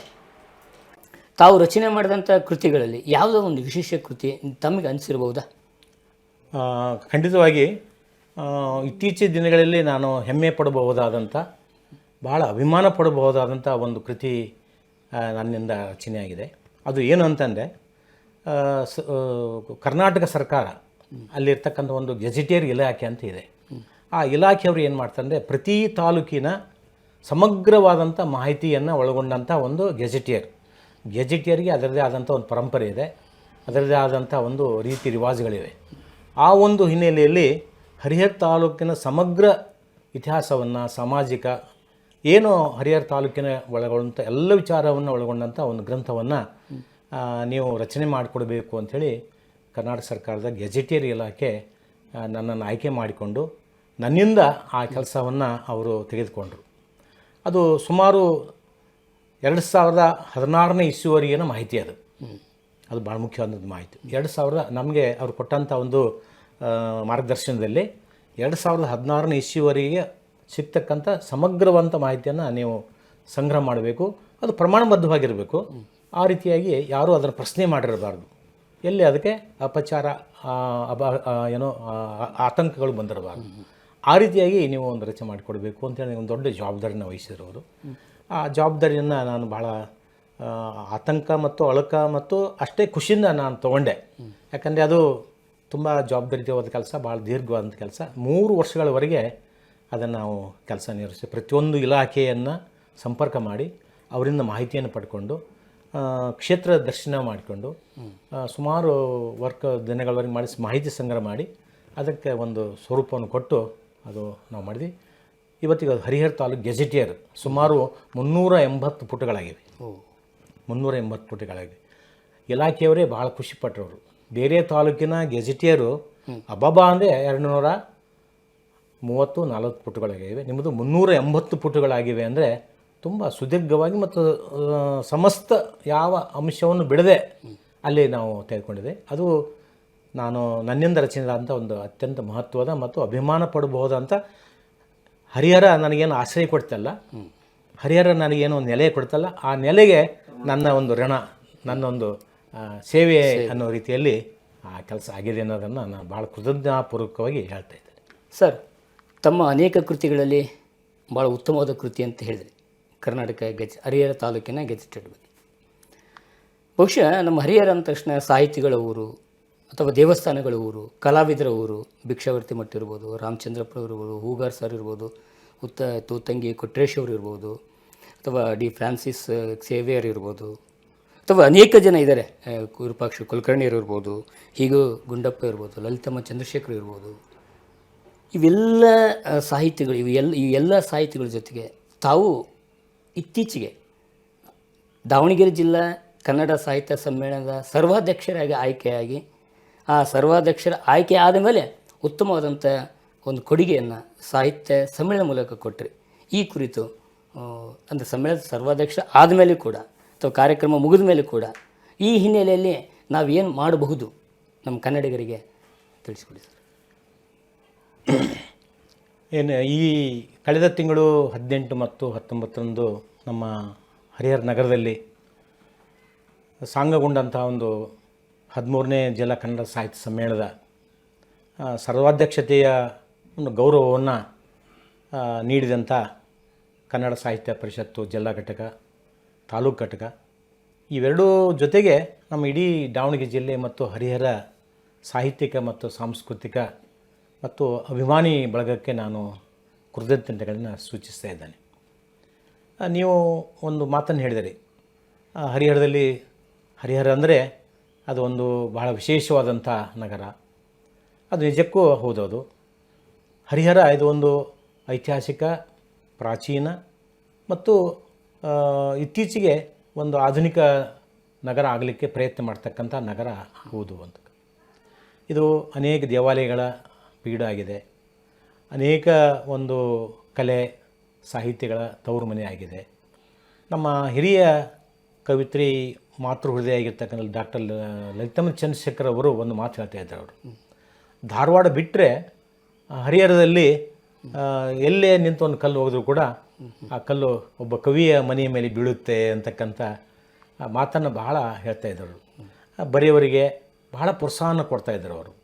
ಬರೀರಿ, ನೀವು ಏನಾದರೂ ಬರೀರಿ, ಸರಿ ಇರ್ಬೋದು ತಪ್ಪಿರ್ಬೋದು, ಆಮೇಲೆ ವಿಚಾರ ಮಾಡೋಣ ಅಂತ ಬರೆಯೋದನ್ನು ಕಲೀರಿ ಅಂತಕ್ಕಂಥ ಒಂದು ಪ್ರೋತ್ಸಾಹ ಇತ್ತಲ್ಲ, ಅವರು ಮಾತೃ ಹೃದಯ ಪ್ರೋತ್ಸಾಹ, ಅದು ಬಹುಶಃ ನಮ್ಮ ಹರಿಹರದಲ್ಲಿ ಈ ಕವಿಗಳ ಬಳಗ ನಿರ್ಮಾಣ ಆಗಲಿಕ್ಕೆ ಬಹಳ ಮುಖ್ಯವಾದ ಕಾರಣ ಅಂತ.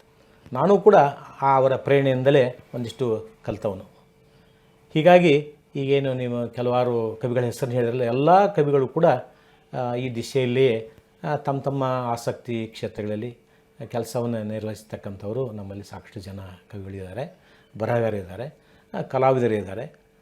ಇದೆಲ್ಲವೂ ಕೂಡ ಹರಿಹರದ ಒಂದು ವಿಶೇಷವಾಗಿರ್ತಕ್ಕಂಥದ್ದು. ಹರಿಹರಕ್ಕೆ ಅದರದೇ ಆಗಿರ್ತಕ್ಕಂಥ ಒಂದು ಅಸ್ಮಿತೆ ಇದೆ, ಅದರದ್ದೇ ಆಗಿರ್ತಕ್ಕಂಥ ಘನತೆ ಇದೆ.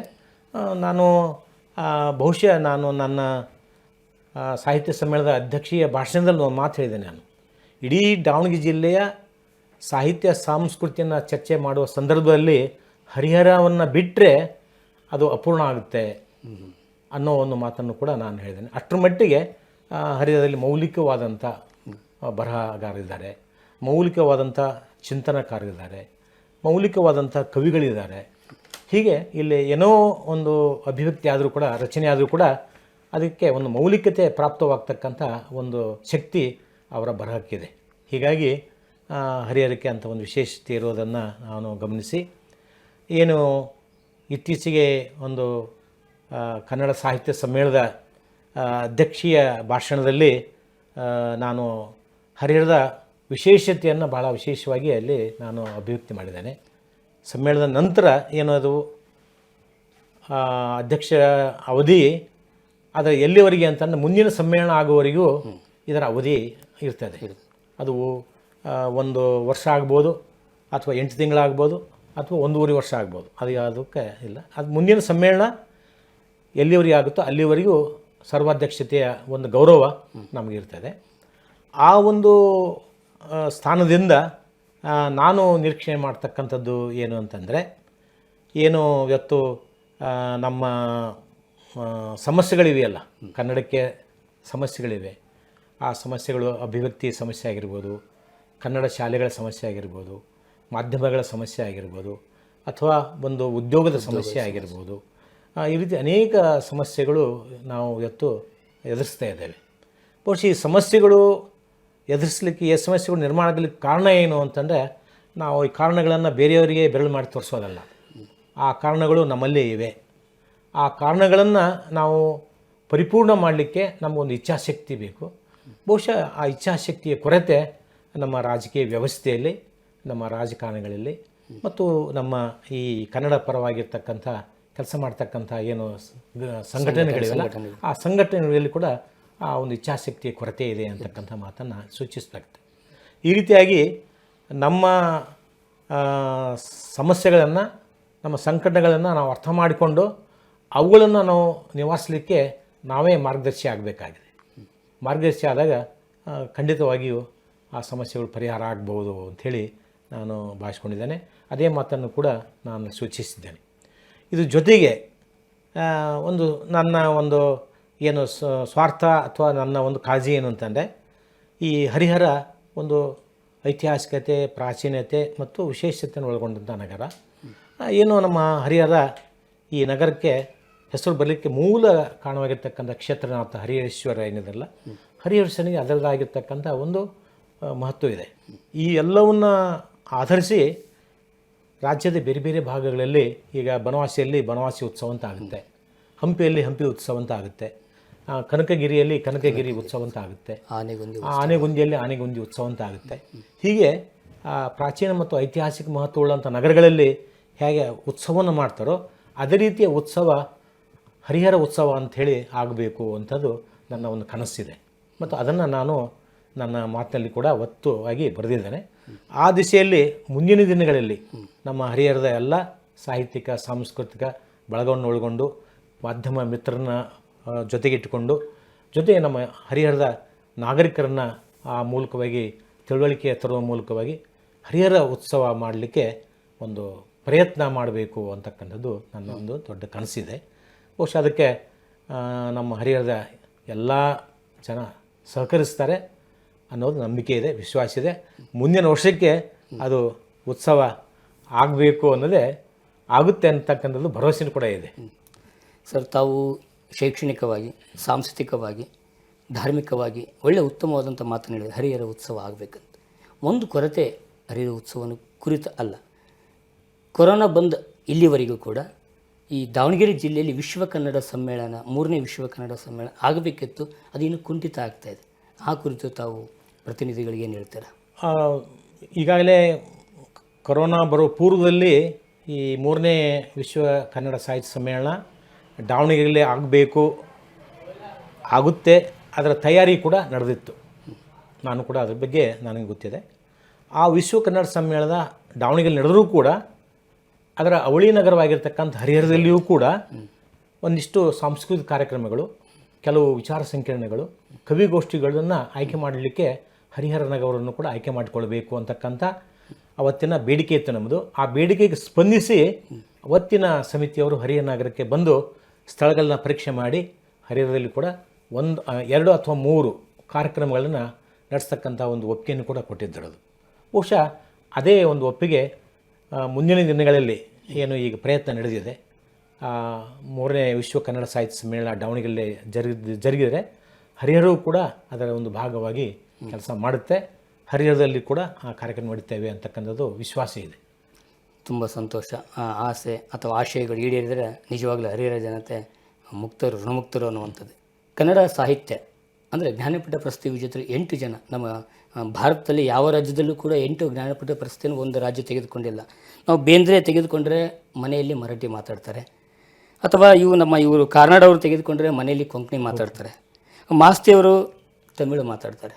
ಕನ್ನಡೇತರಂತ ಅಲ್ಲ, ಕನ್ನಡ ಮಾತೃಭಾಷೆ ಮನೆಯಲ್ಲಿ ಇದ್ದರೂ ಕೂಡ ಜ್ಞಾನಪೀಠ ಪ್ರಶಸ್ತಿ ತೆಗೆದುಕೊಂಡ್ರು. ಪ್ರಸ್ತುತ ಬೆಂಗಳೂರು ಹೆಂಗಾಗಿದೆ ಅಂದರೆ ಕನ್ನಡೇತರರಿಗೆ ಕೆಲಸ ಕಾರ್ಯಗಳು ಸಿಗ್ತದೆ, ಕನ್ನಡಿಗರು ಎಲ್ಲಿ ಹೋಗಬೇಕು?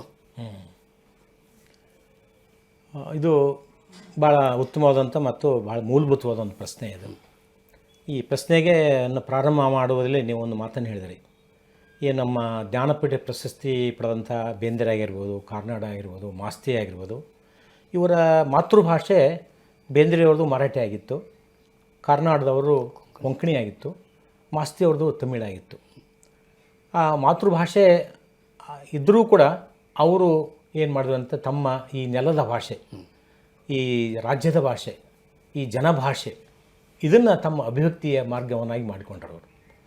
ಹಿಂಗೆ ಆಯ್ಕೆ ಮಾಡಿಕೊಳ್ಳಿಕ್ಕೆ ಮೂಲಭೂತವಾದ ಕಾರಣ ಅಂತ, ನಾನು ಹುಟ್ಟಿ ಬೆಳೆದಂಥ, ನಾನು ಇರತಕ್ಕಂಥ ನೆಲ ಅದು ಕನ್ನಡ ನೆಲ. ನನ್ನ ಮಾತೃಭಾಷೆ ಮರಾಠಿ ಆಗಿದ್ದರೂ ಕೂಡ ಮರಾಠಿಯಲ್ಲಿ ನಾನು ಏನಾದರೂ ಬರೆದ್ರೆ ಅದಕ್ಕೆ ಈ ನೆಲದಲ್ಲಿ ಮಾನ್ಯತೆ ಸಿಗೋದಿಲ್ಲ, ಗೌರವ ಸಿಗೋದಿಲ್ಲ, ಅದು ಧರ್ಮವೂ ಕೂಡ ಅಲ್ಲ ಅನ್ನೋ ಒಂದು ಸೂಕ್ಷ್ಮವಾದಂಥ ಪ್ರಜ್ಞೆಯನ್ನು ಇಟ್ಕೊಂಡು ಈ ನೆಲದ ಭಾಷೆಯನ್ನು, ಈ ರಾಜ್ಯದ ಭಾಷೆಯನ್ನು, ಈ ಜನರ ಭಾಷೆಯ ಮೂಲಕವಾಗಿ ಅವರೇನು ಅಭಿವ್ಯಕ್ತಿ ಮಾಡಿದಲ್ಲ, ಆ ಅಭಿವ್ಯಕ್ತಿ ಅದು ಜ್ಞಾನಪೀಠ ಪ್ರಶಸ್ತಿಯನ್ನು ಪಡೆಯಲಿಕ್ಕೆ ಸಾಧ್ಯವಾಯಿತು. ಅಕಸ್ಮಾತ್ ಅವರು ಮರಾಠಿಯಲ್ಲಿ ಬರೆದಿದ್ರೆ ಸಿಕ್ತಿತ್ತಲ್ಲ ಗೊತ್ತಿಲ್ಲ. ಅಲ್ಲಿ ಬೇರೆ ಮಾನದಂಡಗಳು ಪ್ರಕಟ ಆಗ್ತಾಯಿದ್ವು. ಅವು ಅಂದರೆ ಪಂಪನವರು ಹೇಳಿದಾಗೆ ಆ ರಂಕುಶ ಇಟ್ಟುಡಂ ನೆನವಿನ ನಮ್ಮನಂ ಬನವಾಸಿ ದೇಶಂ ಅಂತೇಳಿ ಜಲ ನೆಲ ಅದಕ್ಕೆ ಮಹತ್ವ ಕೊಟ್ಟರು ಅಂತ ಹೇಳ್ತಾರೆ. ಓಕೆ, ತಾವು ಹೇಳಿದ ಹಾಗೆ ಭಾಳ ಸಂತೋಷ. ಆ ರೀತಿಯಲ್ಲಿ ಅದು 3 ಸೇರಿ, ಕನ್ನಡ ಅಲ್ಲದೇ ಇದ್ದರೂ ಆ 3 ಸೇರಿ 8 ಜ್ಞಾನಪೀಠ ಪ್ರಶಸ್ತಿ ಸಿಕ್ಕು. ಕನ್ನಡ ಭಾಷೆಗೆ ಶಾಸ್ತ್ರೀಯ ಸ್ಥಾನಮಾನ ಸಿಕ್ಕು ಭಾಳ ವರ್ಷ ಆಯಿತು. 2500 ವರ್ಷಗಳ ಹಳೆಯದು ಅಂತ ಹೇಳಿದರು. ತಮಿಳು, ತೆಲುಗು ಹೋಲಿಸಿದ್ರೆ ನಮ್ಮ ಭಾಷೆನೇ ಹಳೆಯದು ಅಂತ ಹೇಳ್ತೀವಿ. ಇಷ್ಟೆಲ್ಲ ಇದ್ದರೂ ಕೂಡ ಕನ್ನಡಿಗರಿಗೆ ಕೆಲಸ ಕಾರ್ಯಗಳು ಭಿಕ್ಷೆ ಬೇಡಿ ಕೇಳುವಂಥ ಸ್ಥಿತಿಗೆ ಬಂದಿದೆ.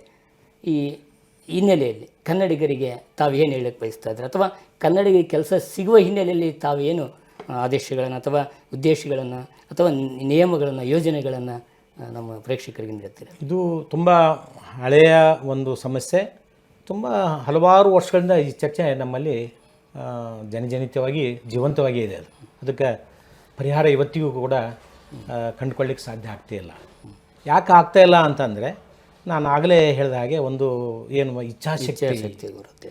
ಈ ರಾಜಕೀಯ ವ್ಯಕ್ತಿಗಳ ಇಚ್ಛಾಶಕ್ತಿ, ಸರ್ಕಾರದ ಇಚ್ಛಾಶಕ್ತಿ, ಇವೆರಡರ ಕಾರಣದಿಂದ ಜೊತೆಗೆ ನಮ್ಮ ಕರ್ನಾಟಕ ಸರ್ಕಾರದ ಏನಪ್ಪ ಅಂದರೆ, ಕೇಂದ್ರ ಸರ್ಕಾರದಲ್ಲಿ ಒಂದು ಸರ್ಕಾರ ಇದ್ದರೆ ಅದರ ವಿರುದ್ಧವಾಗಿರ್ತಕ್ಕಂಥ ಸರ್ಕಾರ ನಮ್ಮ ಕರ್ನಾಟಕದಲ್ಲಿ ಇದ್ದಂಥದ್ದು ಬಹಳ ವರ್ಷಗಳವರೆಗೆ ಅದು ಪುನರುಪಿ ಆಗಿ ಬಂದುಬಿಟ್ಟಿದೆ. ಅದು ಸಹಜವಾಗಿ ಏನಾಗ್ತಂದರೆ ಒಂದು ಪಕ್ಷಗಳ ಹಿನ್ನೆಲೆಯಲ್ಲಿ ಆ ಒಂದು ತಾರತಮ್ಯ ಇಲ್ಲೇ ನಡೀತಾ ಇದೆ. ಇದಕ್ಕೆ ಮೂಲಭೂತವಾದ ಕಾರಣ ಏನಂತಂದರೆ, ನಮಗೆ ನೀವು ಶಾಸ್ತ್ರೀಯ ಸ್ಥಾನಮಾನ ದೊರೆತು ಸುಮಾರು ವರ್ಷಗಳಾದರೂ ಕೂಡ ಸ್ಥಾನಮಾನ ದೊರೀತು, ಅದರಿಂದ ನಮಗೆ ಯಾವುದೇ ಆರ್ಥಿಕವಾದಂಥ ಯಾವುದೇ ಒಂದು ಸೌಲಭ್ಯಗಳು ನಮಗೆ ಇವತ್ತಿಗೂ ಕೂಡ ಬಹಳ ಅತ್ಯಂತ ಕಡಿಮೆ ಪ್ರಮಾಣದಲ್ಲಿ ಲಭ್ಯ ಆಗ್ತವೆ. ನಮಗಿಂತ ಪೂರ್ವದಲ್ಲಿ ಸಿಕ್ತಂಥ ತಮಿಳಿಗೆ ಎಷ್ಟು ಹೆಚ್ಚಿನ ಮಟ್ಟದ ಕೋಟಿ ಸಂಖ್ಯೆಯ ಅನುದಾನವನ್ನು ಅವರು ಪಡಿತಾರೆ. ಸೌಲಭ್ಯ ಸಿಗ್ತದೆ. ಯಾಕಂದರೆ ಅವ್ರಿಗೆ ಕೇಂದ್ರ ಸರ್ಕಾರವನ್ನು ನಡೆಸ್ತಕ್ಕಂಥ ಒಂದು ಐಕ್ಯತೆ ಮತ್ತು ಒಗ್ಗಟ್ಟು ಮತ್ತು ಶಕ್ತಿ ಅವರಲ್ಲಿದೆ. ಹೀಗಾಗಿ ಆ ಐಕ್ಯತೆ, ಆ ಒಗ್ಗಟ್ಟು, ಆ ಶಕ್ತಿ ನಮ್ಮಲ್ಲಿ ಹ್ರಸ್ವವಾಗಿದೆ, ಬಹಳ ತೆಳ್ಳವಾಗಿಬಿಟ್ಟಿದೆ. ಹೀಗಾಗಿ ಇಲ್ಲಿ ಏನಾಗ್ತಾಯಿದೆ ಅಂದರೆ ಇಚ್ಛಾಶಕ್ತಿ ಕೊರತೆ, ತಾರತಮ್ಯ, ಮಲತಾಯಿ ಧೋರಣೆ ಇಲ್ಲಿ ನಡೀತಾ ಇದೆ. ಬಹುಶಃ ಅದಕ್ಕೆ ನಮ್ಮ ಮುಂದಿನ ದಿನಗಳಲ್ಲಾದರೂ ಕೂಡ ನಮ್ಮ ರಾಜಕೀಯ ನೇತಾರರು, ಸರ್ಕಾರ, ಸಂಘ ಸಂಸ್ಥೆಗಳು, ಕನ್ನಡ ಸಾಹಿತ್ಯ ಪರಿಷತ್ ಆಗಿರ್ಬೋದು ಅಥವಾ ಇತರೆ ಕನ್ನಡ ಪರ ಸಂಘ ಸಂಸ್ಥೆಗಳಾಗಿರ್ಬೋದು, ಇವೆಲ್ಲವೂ ಸೇರಿಕೊಂಡು ಒಂದು ಒಗ್ಗಟ್ಟನ್ನು ಪ್ರದರ್ಶನ ಮಾಡಿದರೆ ಖಂಡಿತವಾಗಿಯೂ ಕೂಡ ಒಂದು ಒಳ್ಳೆಯ ಸ್ಥಾನಮಾನ ದೊರೆಯಬಹುದು. ಜೊತೆಗೆ ನೀವು ಏನು ಅಂದರೆ ಕೇಳಿದಂಥ ಪ್ರಶ್ನೆ ಅಂತಂದರೆ ಉದ್ಯೋಗದ ಸಮಸ್ಯೆ. ಈ ಉದ್ಯೋಗದ ಸಮಸ್ಯೆಗೆ ಭಾಳ ಸುದೀರ್ಘವಾಗಿ ಮತ್ತು ಅದಕ್ಕೆ ಅನೇಕ ತಾತ್ವಿಕ ವಿಚಾರಗಳನ್ನು ಮಾತಾಡ್ಬೋದು ನಾವು. ಇಲ್ಲಿ ಏನು ಒಂದು ಶಿಕ್ಷಣ ವ್ಯವಸ್ಥೆ, ಸರ್ಕಾರ ಇವತ್ತೇ ಮನಸ್ಸು ಮಾಡಿ ಕನ್ನಡ ಕಡ್ಡಾಯವಾಗಿ ಓದಿದಂಥ ವಿದ್ಯಾರ್ಥಿಗಳಿಗೆ ಇಲ್ಲಿ ಉದ್ಯೋಗ ಅನ್ನೋದನ್ನು ಜಾರಿಗೆ ತಂದುಬಿಟ್ರೆ ಖಂಡಿತವಾಗಿ ಉದ್ಯೋಗದ ಸಮಸ್ಯೆ ತಾನೇ ಬಗೆಹರಿದು ಹೋಗುತ್ತೆ. ಈಗ ಉದಾಹರಣೆ ನೋಡ್ಕೊಂಡ ಅನೇಕ ಕೇಂದ್ರ ಸರ್ಕಾರದ ಮತ್ತು ಅನೇಕ ಈ ಏನು ಔದ್ಯೋಗಿಕ ಕ್ಷೇತ್ರಗಳಿವೆಲ್ಲ, ಆ ಎಲ್ಲ ಕ್ಷೇತ್ರಗಳಲ್ಲಿ ಅನ್ಯ ರಾಜ್ಯದಿಂದ ಬಂದಂಥ ಅನೇಕ ಜನರೇ ಅಲ್ಲಿ ಉತ್ತಮವಾದಂಥ ಉದ್ಯೋಗವನ್ನು ನಿರ್ವಹಣೆ ಮಾಡ್ತಾಯಿದ್ದಾರೆ. ಇದಕ್ಕೆ ಕಾರಣ ಏನಪ್ಪ ಅಂದರೆ ಅಲ್ಲಿ ಶಿಕ್ಷಣದ ಒಂದು ಇದೆಯಲ್ಲ ಸಾಮಾನ್ಯೀಕರಣ. ಆ ಸಾಮಾನ್ಯೀಕರಣದಿಂದ ಏನಾಗಿದೆ ಅಂದರೆ ಯಾರಾದರೂ ಕೂಡ ಬಂದು ಆ ಕೆಲಸ ನಿರ್ವಹಿಸ್ಬೋದು ಅನ್ನೋ ಅದಕ್ಕೆ ನಮ್ಮ ಸರ್ಕಾರ ಒಂದು ಮಾನದಂಡವನ್ನು ನಿರ್ಮಾಣ ಮಾಡಬೇಕು. ಕನ್ನಡವನ್ನು ಕಡ್ಡಾಯವಾಗಿ ಆತ ಒಂದು ಹಂತದವರೆಗೆ ಓದಿರಬೇಕು, ಅಂಥವರಿಗೆ ಇಲ್ಲಿ ಉದ್ಯೋಗದ ಮೀಸಲಾತಿ, ಉದ್ಯೋಗದ ಅವಕಾಶ ಅಂತ ಹೇಳಿ ಒಂದು ಪ್ರಕಟ ಮಾಡಿಬಿಟ್ರೆ, ಇದಕ್ಕೆ ಮಹಿಷಿ ವರದಿ ಬಂತು, ಅದೆಲ್ಲ ನೋಡಿದ್ದೇವೆ. ಅದು ಮಹಿಷಿ ವರದಿಯಾಗಿ ಉಳಿದಿದೆ, ಕಾರ್ಯಗತ ಆಗಿಲ್ಲ. ಆ ಕಾರ್ಯಗತ ಮಾಡೋರು ಯಾರು? ಸರ್ಕಾರ ಮಾಡಬೇಕಲ್ಲ. ಸಮಿತಿ ರಚನೆ ಮಾಡಿದವರು ಸರ್ಕಾರ, ಅದನ್ನ ಸಮಿತಿಯನ್ನು ಸ್ವೀಕಾರ ಮಾಡಿದವರು ಸರ್ಕಾರ, ಆದರೆ ಅದನ್ನು ಅನುಷ್ಠಾನಗೊಳಿಸಲಿಕ್ಕೆ ಸಾಧ್ಯ ಆಗ್ತಲ್ಲ. ಇದಕ್ಕೆ ಕಾರಣ ಏನಪ್ಪ ಅಂದರೆ ಬದಲಾಗ್ತಕ್ಕಂಥ ಈ ರಾಜಕೀಯ ಪಕ್ಷಗಳ ಇಚ್ಛಾಶಕ್ತಿ. ಆ ರಾಜಕೀಯ ಇಚ್ಛಾಶಕ್ತಿ ಮುಖ್ಯ ಆಗ್ತದೆ ವಿನಃ ಕನ್ನಡದ ಕಾಳಜಿ ಅಲ್ಲಿ ಅಮುಖ್ಯ ಆಗಿಬಿಡ್ತದೆ. ಇದು ನಮ್ಮ ವರ್ತಮಾನದಲ್ಲಿರ್ತಕ್ಕಂಥ ಒಂದು ವಿದ್ಯಮಾನ. ಅದು ಇದಕ್ಕೆ ಒಂದು ದಿವ್ಯವಾದ ಔಷಧಿ ಅಂತಂದರೆ ಕನ್ನಡಿಗರಾದಂಥ ನಾವೇ ಅದಕ್ಕೆ ಉತ್ತರ ಕೊಡಬೇಕು. ಆ ಉತ್ತರ ಎಲ್ಲಿದೆ ಅಂದರೆ ನಮ್ಮ ಮತದಾನದಲ್ಲಿದೆ. ಆ ಮತದಾನದ ಮೂಲಕವಾಗಿ ನಾವು ಉತ್ತರವನ್ನು ಕೊಟ್ಟರೆ ಒಂದು ಅವರಿಗೆ ಪಾಠ, ಅವರಿಗೆ ಒಂದು ಅರಿವು, ತಿಳುವಳಿಕೆ ಬರುತ್ತೆ ಅನ್ನೋದನ್ನು ನನ್ನ ಭಾವನೆ. ನಮ್ಮ ಕನ್ನಡಿಗರಿಗೆ ಭಾಳಷ್ಟು ಉತ್ತಮವಾದ ಕಿವಿ ಮಾತು ಹೇಳಿದ್ರಿ. ಆ ಹಿನ್ನೆಲೆಯಲ್ಲಿ ತಾವು ಮುಂದೆ ಬರಲಿ ಅಂತೀವಿ ಸರ್. ಒಂದು ಮಾತು, ತಾವು ಬಂಡಾಯ ಸಾಹಿತಿಗಳು ಅಂದರೆ ಪಿತಾ, ನಿಮಗೆ ಸಂತಾನದ ಮಕ್ಕಳಿದ್ದಾರೆ. ನೀವು ಸಾಹಿತ್ಯದ ಪಿತಾ ಆದರೆ ತಮ್ಮ ಪುತ್ರ ಸನಾತನ ಸಂಸ್ಕೃತಿಯ ಸುತ್ತ ಆಗಿದ್ದಾರೆ. ಹೇಗೆ ಸಾಧ್ಯತೆ ಆಯಿತು? ಇದು ಒಂದು ವೈಯಕ್ತಿಕ ಪ್ರಶ್ನೆ ಇದು. ಈ ಪ್ರಶ್ನೆಗೆ ಸಾಕಷ್ಟು ಜನ ಕುತೂಹಲಿಗಳು ಇದ್ದಾರೆ, ಆಸಕ್ತರು ಇದ್ದಾರೆ. ಏನಿದು ಅಂಥೇಳಿ ಪ್ರಶ್ನೆ ಮಾಡ್ತಕ್ಕಂಥ ಜನನೇ ಇದ್ದಾರೆ, ಇಲ್ಲ ಅಂತಲ್ಲ. ಈಗ ನಾನು ಆಗಲೇ ಹೇಳಿದೆ, ಬಂಡಾಯ ಅಂತಕ್ಕಂಥದ್ದು ಏನಂದ್ರೆ ಅದೊಂದು ಮನೋಧರ್ಮ. ಅದು ಬಂಡಾಯ ಅನ್ನೋದು ಸಾಹಿತ್ಯದಲ್ಲಿ ಅಷ್ಟೇ ಇಲ್ಲ. ಬಂಡಾಯ ಅನ್ನೋದು ಸಾಹಿತ್ಯದಲ್ಲಿರುತ್ತೆ, ಧರ್ಮದಲ್ಲಿರುತ್ತೆ, ಸಾಮಾಜಿಕದಲ್ಲಿರುತ್ತೆ, ಆಧ್ಯಾತ್ಮದಲ್ಲಿರ್ತದೆ. ಈ ಕ್ಷೇತ್ರ ಯಾವುದೇ ಆಗ್ಬೋದು, ಆ ಕ್ಷೇತ್ರದಲ್ಲಿ ಅವ್ರು ಮಾಡ್ತಕ್ಕಂಥ ಕೆಲಸಗಳೇನಿವೆಲ್ಲ, ಆ ಕೆಲಸಗಳೇ ಏನಾಗ್ತವೆ ಅಂತಂದರೆ ಆ ಮನೋಧರ್ಮವನ್ನು ಅವು ಸೂಚಿಸ್ತಾ ಇವೆ. ಹೀಗಾಗಿ ನಮ್ಮ ಚಿರಂಜೀವಿ, ಈಗ ನೀವು ಸೂಚಿಸ್ತಾ ನಮ್ಮ ಚಿರಂಜೀವಿ ಒಂದು ಧಾರ್ಮಿಕ ಕಾರ್ಯಕ್ರಮದಲ್ಲಿ ಮುಂಚೂಣಿಯಲ್ಲಿದ್ದಾರೆ. ಹೌದು, ಮುಂಚೂಣಿಯಲ್ಲಿದ್ದಾರೆ, ಅದರಲ್ಲಿ ಏನು ಅನುಮಾನ ಇಲ್ಲ. ಆದರೆ ಅವರು ಮಾಡ್ತಕ್ಕಂಥ ಕೆಲಸಗಳು, ಅವರು ಮಾಡ್ತಕ್ಕಂಥ ಏನಿವೆಯಲ್ಲ ಅವು ಪ್ರಗತಿಪರವಾದಂಥ ಕೆಲಸಗಳೇ. ಈಗ ಒಂದು ಉದಾಹರಣೆ ಹೇಳ್ತೇನೆ. ಈಗ ಒಂದು ಉದಾಹರಣೆ, ಅವರು ಮೊನ್ನೆ ಇತ್ತೀಚೆಗೆ ಇಲ್ಲೇ ನಮ್ಮ ಕಡನಾಕ ಹಳ್ಳಿ ಐತಲ್ಲ, ಆ ಹಳ್ಳಿಯಲ್ಲಿ ಒಂದು ಕಾರ್ಯಕ್ರಮವನ್ನು ಮಾಡಿದರು ಅವರು. ಆ ಕಾರ್ಯಕ್ರಮದ ಮೂಲ ಉದ್ದೇಶ ಏನಂದರೆ ವಿಶ್ವ ಮಹಿಳಾ ದಿನಾಚರಣೆ ಅಂಗವಾಗಿ ಅವರು ಒಂದು ಕಾರ್ಯಕ್ರಮ ಮಾಡಿದರು. ಸ್ತ್ರೀ ನಿತ್ಯ ಸುಮಂಗಲೆ ಸದಾ ಸರ್ವಮಂಗಲೆ. ಅದು ಅಭಿಯಾನ. ಮತ್ತೊಂದು ಸರಿ ಹೇಳಿದ್ರು. ಸ್ತ್ರೀ ನಿತ್ಯ ಸುಮಂಗಲೆ ಸದಾ ಸರ್ವಮಂಗಲೆ.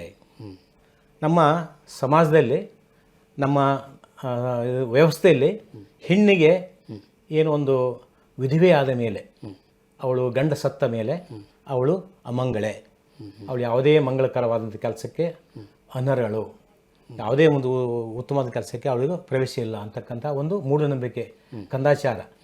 ಆ ಕಂದಾಚಾರ ಅದು ಯಾವ ಶಾಸ್ತ್ರದಲ್ಲಿ ಇಲ್ಲ, ಅದು ತಪ್ಪು, ಅದನ್ನು ನಾವು ಅನುಸರಿಸಬಾರ್ದು ಅನ್ನೋದು ಅವರ ಧೋರಣೆ. ಆ ಧೋರಣೆಯನ್ನು ಇಟ್ಕೊಂಡು ಅವ್ರು ಏನು ಮಾಡಿದರೆ, ಸ್ತ್ರೀ ನಿತ್ಯ ಸುಮಂಗಲೆ, ಯಾವ ವೇದದಲ್ಲಿ ಶಾಸ್ತ್ರದಲ್ಲಿ ಎಲ್ಲಿಯೂ ಕೂಡ ಸ್ತ್ರೀ ಅಮಂಗಳೆ ಅನ್ನೋದಿಲ್ಲ. ಅವಳು ಹುಟ್ಟಿಂದಲೇ ಕುಂಕುಮ ಧರಿಸ್ತಾಳೆ, ಹುಟ್ಟಿಂದಲೇ ಕಾಲುಂಗರ ಅವೆಲ್ಲ ಬರ್ಸ್ತಾಳೆ, ಹೂವೆಲ್ಲ ಬಿಡ್ತಾಳೆ. ಗಂಡ ಬಂದ ಮೇಲೆ ಅವಳು ಪಡಿತಕ್ಕಂಥ ಮಾಂಗಲ್ಯ ಒಂದೇ, ಮಾಂಗಲ್ಯ ಒಂದೇ. ಇಂಥ ಒಂದು ವ್ಯವಸ್ಥೆ ಇರುವಾಗ ಅವಳನ್ನ ಅಮಂಗಲೆ ಅಂಥೇಳಿ, ಅವಳ ಅಪವಿತ್ರ ಅಂಥೇಳಿ ಅವಳನ್ನು ಬಹಿಷ್ಕಾರ ಹಾಕೋದು, ಅವಳನ್ನು ಮಂಗಳಕರವಾದ ಕಾರ್ಯದಿಂದ ಹಿಂದಿಡೋದು, ಇದು ಒಂದು ಸಮಾಜದ ತಪ್ಪು ಗ್ರಹಿಕೆ. ಇದನ್ನು ಅವ್ರು ಏನು ಮಾಡಿದ್ರೆ, ಇದು ತಪ್ಪು, ಇದನ್ನು ನಾವು ಜನರಲ್ಲೇ ಅರಿವು ಮೂಡಿಸೋಣ, ಇದನ್ನು ಕಾರ್ಯಕ್ರಮ ಮಾಡೋಣ ಅಂತ ಹೇಳ್ಕೊಂಡು ಸ್ತ್ರೀ ನಿತ್ಯ ಸುಮಂಗಲೆ ಸದಾ ಸರ್ವಮಂಗಲೆ ಅಂಥೇಳಿ ಒಂದು ಕಾರ್ಯಕ್ರಮ ಮಾಡೋ ಮೂಲಕ ವಿಧಿವರನ್ನ ವೇದಿಕೆಗೆ ಕರೆಸಿಸಿ ಬಾಗಿನವನ್ನು ಕೊಡ್ತಕ್ಕಂಥ ಕೆಲಸ ಮಾಡಿದರು. ಇದು ಏನು ಸೂಚಿಸ್ತಾ ಇದೆ? ಇದು ಪ್ರೋಗ್ರೆಸಿವೋ ಅಥವಾ ಕಂದಾಚಾರವೋ? ನೊಂದ ಮಹಿಳೆಗೆ ಮತ್ತೆ ಬಲ ಕೊಟ್ಟಾಗ ಆಗ್ತದೆ, ಮಾನಸಿಕ ನ್ಯೂನತೆಗಳು ದೂರ ಆಗ್ತದೆ, ನೆಮ್ಮದಿಯಿಂದ ಬದುಕಲಿಕ್ಕೆ ದಾರಿ ಆಗ್ತದೆ. ಶರಣರು ಮಾಡಿದ ಕೆಲಸ. ಈಗ ಹೇಳಿದ್ರಿ, ಶರಣು ಮಾಡಿದಂಥ ಕೆಲಸ ಇದೆ. ಬಸವಣ್ಣ ಅವನು ಹುಟ್ಟಿದ ಸಂದರ್ಭದಲ್ಲಿ ಆತ ಏನು ಒಂದು ಸಂಸ್ಕಾರ ಮೂಲಕವಾಗಿ ಆತ ಮಾಡಿದಂಥ ಒಂದು ಕೆಲಸ ಅಲ್ಲ, ಅದು ಪ್ರೋಗ್ರೆಸಿವ್, ಅದು ಬಂಡಾಯ. ಆ ದೃಷ್ಟಿಯಿಂದ ಬಂಡಾಯ ಅಂತಕ್ಕಂಥ ಕೇವಲ ಸಾಹಿತ್ಯದಲ್ಲೇ ಅಭಿವ್ಯಕ್ತಿಯಲ್ಲೇ ಇರ್ತದೆ ಅಂತಲ್ಲ, ನಿತ್ಯ ಬದುಕಿನಲ್ಲಿ ಕಾಣ್ತಾ ಇರ್ತದೆ. ಈಗ ನಮ್ಮ ಸುತ್ತಮುತ್ತಲು ಅನೇಕ ಸ್ವಾಮಿಗಳಿದ್ದಾರೆ. ಆ ಅನೇಕ ಸ್ವಾಮಿಗಳು ಕೂಡ ಮಾಡ್ತಕ್ಕಂಥ ಕೆಲಸಗಳು, ಕೆಲವು ಕೆಲಸಗಳು ಏನವೆ, ಅವು ಪ್ರಗತಿಪರ ಹಾಗೆ ಅವು ನಾವು ಹೇಗೆ ಧಾರ್ಮಿಕವಾಗಿ ಕಾಣುತ್ತೆ, ಸಾಮಾಜಿಕ ಕಾಣುತ್ತೆ, ಕೆಲವೊಂದು ಬಂಡವಾಗಿ ಕಾಣ್ತವೆ. ಒಟ್ಟಾರೆಯಾಗಿ ಸಂಘಟನೆ ಮಾಡಿ ಸಮಾಜವನ್ನು ಒಳ್ಳೆಯ ದಾರಿಗೆ ತರುವಂಥದ್ದು ಪ್ರತಿಯೊಬ್ಬರ ಕರ್ತವ್ಯ ಅನ್ನುವ ಹಿನ್ನೆಲೆಯಲ್ಲಿ ತಮ್ಮ ಪುತ್ರ ಇನ್ನೊಂದು ಕೆಲಸ ಮಾಡಿದ್ರು, ಇನ್ನೊಂದು ಅಭಿಯಾನ ಮಾಡಿದರು. ಗಡಿ ಕಾಯುವ ಗರ್ಭಗುಡಿಗೆ ನುಡಿ ನಮನ. ಗಡಿ ಕಾಯುವ ಗರ್ಭಗುಡಿಗೆ ನುಡಿ ನಮನ.